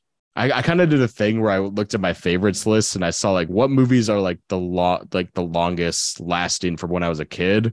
And it's like, I saw this, and like Jurassic Park was another one, but like I think Totoro is the longest lasting to being like in my top like 15 favorite movies of all time. When I got shown this movie like when I was like 5, and like ever since that it's been like part of my life. And I have a poster behind me that's like I spent way too much money on of framed Totoro poster, and I have a book behind me. I'm just such a fan of this movie and what it represents to all ages, all demographics, everyone, and like how it's a comfort to. I mean, it's literally their logo for a company based on making really comforting, children's movies. So I think it's the pinnacle, and it still remains like one of the most personal movies of all time for me, and I watch it all the time. So it's a typical answer, but someone had to bring up a Ghibli. I feel like too, just like Wes Anderson. I'm really glad you did, because I thought like for sure we're gonna have at least 2 people bring up a fucking Miyazaki movie, but apparently not. So I hate to be so basic, but it's I almost had Howl's Moving Castle on my top 5. That too. Yeah. I'd like some. I'm glad you presented a Ghibli. We needed a Ghibli. I'm putting Spirited Away in my comfort movies. That's one of my favorite movies. But, it's incredible. Yeah. Kiki's Delivery Service even is one of my comfort movies. It's like, any of you guys seen Only Yesterday? Which it's not Miyazaki, but it's Isao Takahata. I actually haven't yet. No. That's that's honestly the definition of like a comfort movie. I haven't seen it in a while, but I'd still like highly recommend it if you something kind of like more in that like plotless vein that you're describing, but just very, very like cozy and just very heartfelt. It's very little. It's a very little scene movie because the distribution is horrible. But I highly recommend Only Yesterday if you're into that early like a Ghibli. So like basically the opposite vibe of Grave of the Fireflies. Oh yeah, yes. totally. Yeah. How to direct Grave of the Fireflies. Birth of the Fireflies. That kind of counteracts everything I was saying about Ghibli and how they're like designed to comfort children, because Grave of the Fireflies is like, fuck, I don't know if it's a Ghibli brand. I actually don't know, but like it is actually, yeah. That's I love that movie nonetheless, but yeah, it's like fuck. Oof. Gotta have like a stories of like college campuses like double featuring Grave of the Fireflies and Totoro together. I don't know what wow. I've read this online somewhere that like somebody what a psychopath whoever wow, what a bunch of fucked up people. Where is that playing again? I gotta check that out. Oh, that's a fire double feature. Or they probably I mean, I guess it wouldn't be so bad if you do Grave of the Fireflies first, I guess, and then I guess Totoro to comfort. No, you gotta end the night off right. You gotta end with the knife in the neck, man. Put him down. Just put him down. Pull a mice and men on him. He fucking killed her. He fucking killed her. Jonah Hill watching Grave of the Fireflies. Yeah. There's a security breach. Oh no! There's a security breach. That's one of my favorite needle drops in film is when they leave the grocery store and it plays like that funk song when they're on the bus. Yeah. It's like picking his nose. Pick his nose, yeah. Oh, I didn't even say my favorite super bad line. I think probably my favorite line is when they get back on the bus, like towards the end of the movie, and they find the homeless guy again. McMuffin. Hey, it's you, McMuffin. McMuffin. I love that. That homeless guy like kills it in that movie. Like, what a great. He's in that movie for such a long time, which I think is the funniest part is he just there. He becomes a key player in the story. He does, yeah. He passes out in the back and like Bill Hader like gets scared. He's like, ah. Yeah. He's the fastest kid alive. It's just beer. It's just beer. And crack. Oh yeah. Like, prepared to be fucked by the long dick of the law. God, Bill Hader, what a king, man. Making a meal out of that role. I gotta watch Barry. I don't know what I'm doing. Oh, dude. I've seen the first. Barry's fantastic, yeah. I've seen the first 4 episodes and it's so good, man. It's incredible. So every Sunday I've been watching the new Succession and then I watch the new Barry right after. It's a great awesome thing to keep up with. Yeah. What a wild Sunday to have Succession and then Barry right after. So you make sure to ending. Yeah. They're both the final season too. So it's like there's like a deep like dread every night. I'm like, fuck, man, it's getting darker and darker. Yeah. Barry gets really dark. I know you guys are early on, right? It's like it gets really dark. I am familiar with like how dark that show gets and like how like, despondent it is. like season 3, I was like during quarantine. I was like, I don't know if I can handle this. It's getting like too, but like in the best way possible. It's like it's brilliant. Even like the episode titles are like by the end of the show. Like I noticed they like all started going like lowercase and like sound like whoa, what is going on? Yeah. I haven't seen the show, so I don't know the context, but my mom, she keeps like rushing to tell me to like to watch the show. That way I can get to season 3 because he's like, oh my God, Carlos, season 3 is like going to blow your mind. And I'm like, all right. So, I mean, I just haven't had the time yet, but I'm definitely planning to. I'm definitely planning to do a Barry binge. A new Barry binge. After Succession concludes, I'm going to start Barry for sure. Smart. I like. It's nice having them both in one night, but it's like it's better to like savor it all because I feel like I'm just consuming it all in one night. It's hard not to just consume, man. No, but I'm like I need to see what happens. Like the formulaic television, it sucked me in. Fucking coming from Carlos, didn't you watch 3 seasons of Breaking Bad in a day or something like that? Better Call Saul. It was Better Call Saul. Yeah. How did you even have time? Like I got through 2 seasons basically in one day. Jeez. I did nothing all day. 20 hours. Yeah. Isn't that that's like how many episodes is that? It's a 10 a season. Yeah. So you did 20 hours. You just to be fair, I think like the first season of that I did watch, we were like 4 episodes in, so I had like a little bit of a head start there. Oh, okay. Yeah. But that's crazy. We didn't do anything all day. We literally woke up early, and then we were like, let's just we didn't have anything to do. We're like, dude, let's just take this day to just binge the fuck out of Better Call Saul, and that's what we did. I love those days when you literally wake up and then that's your day. It's just sitting. Yeah, and it was a great fucking day. That was such a good day, dude. Just watching Breaking Bad before the final season came out definitely is like a key memory to me. Oh my God, that was so fun. Before the final season even aired, just like catching up. Not knowing like what was gonna happen. It's just I wish I could experience it for the first time again. Same with Better Call Saul. I mean, both. I love Better Call Saul too. Yeah. In different ways, they're both just top tier television. Yeah, for sure. All righty, let's wrap it up. This has been such a long episode, but honestly, I was gonna say like one of my favorites we've ever done because like we talked about so many great, just insanely great movies like all around. Like there was not one, and everyone had such a great like synopsis and just like reasoning behind each pick. So I had a great time, and thank you guys for coming on and sitting like 3 hours I think at this point. Mike, thank you for coming on, and I can't wait for you to come back on the 90s episode to do like a similar series. I hope you didn't pick any movies that's gonna be on your 90s list and then you're gonna have to repeat it. So. All good. That's a relief, but thank you, man. It was a long time coming, and I appreciate the last minute fill in for Blair. So my pleasure. It was awesome to be here. Thank you guys so much. I had so much fun. Bill Griff, same to you, man. It was so fun. And you're going to be back very soon for 80s. So hell yeah. People will get more. I'm honored. Thank you for letting me come on, Jake. This was an honor. Can't wait for 80s to see how hectic that'll go. There'll be more contention probably. Maybe we'll see. Maybe. But and Carlos, of course, man. We've done so many episodes at this point, so it's been an honor and a privilege. Yeah, and congrats. It's a privilege for me, man.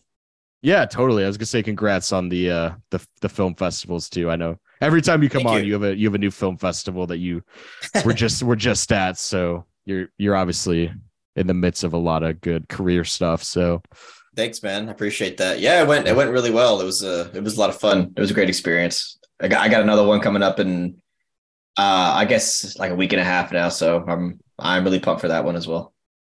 Hell yeah. I can't wait to hear how it went and everything, and subscribe to the Misfit Pond, obviously too. Don't forget about that, and the Discord, you know the drill at this point. Yeah. We've said it a lot, but also subscribe to the Cinebums on YouTube, Apple Podcasts, Spotify, all that good stuff. And we will see you in the next decade episode. And thank you guys so much. It was an honor and a privilege. Thank you, sir.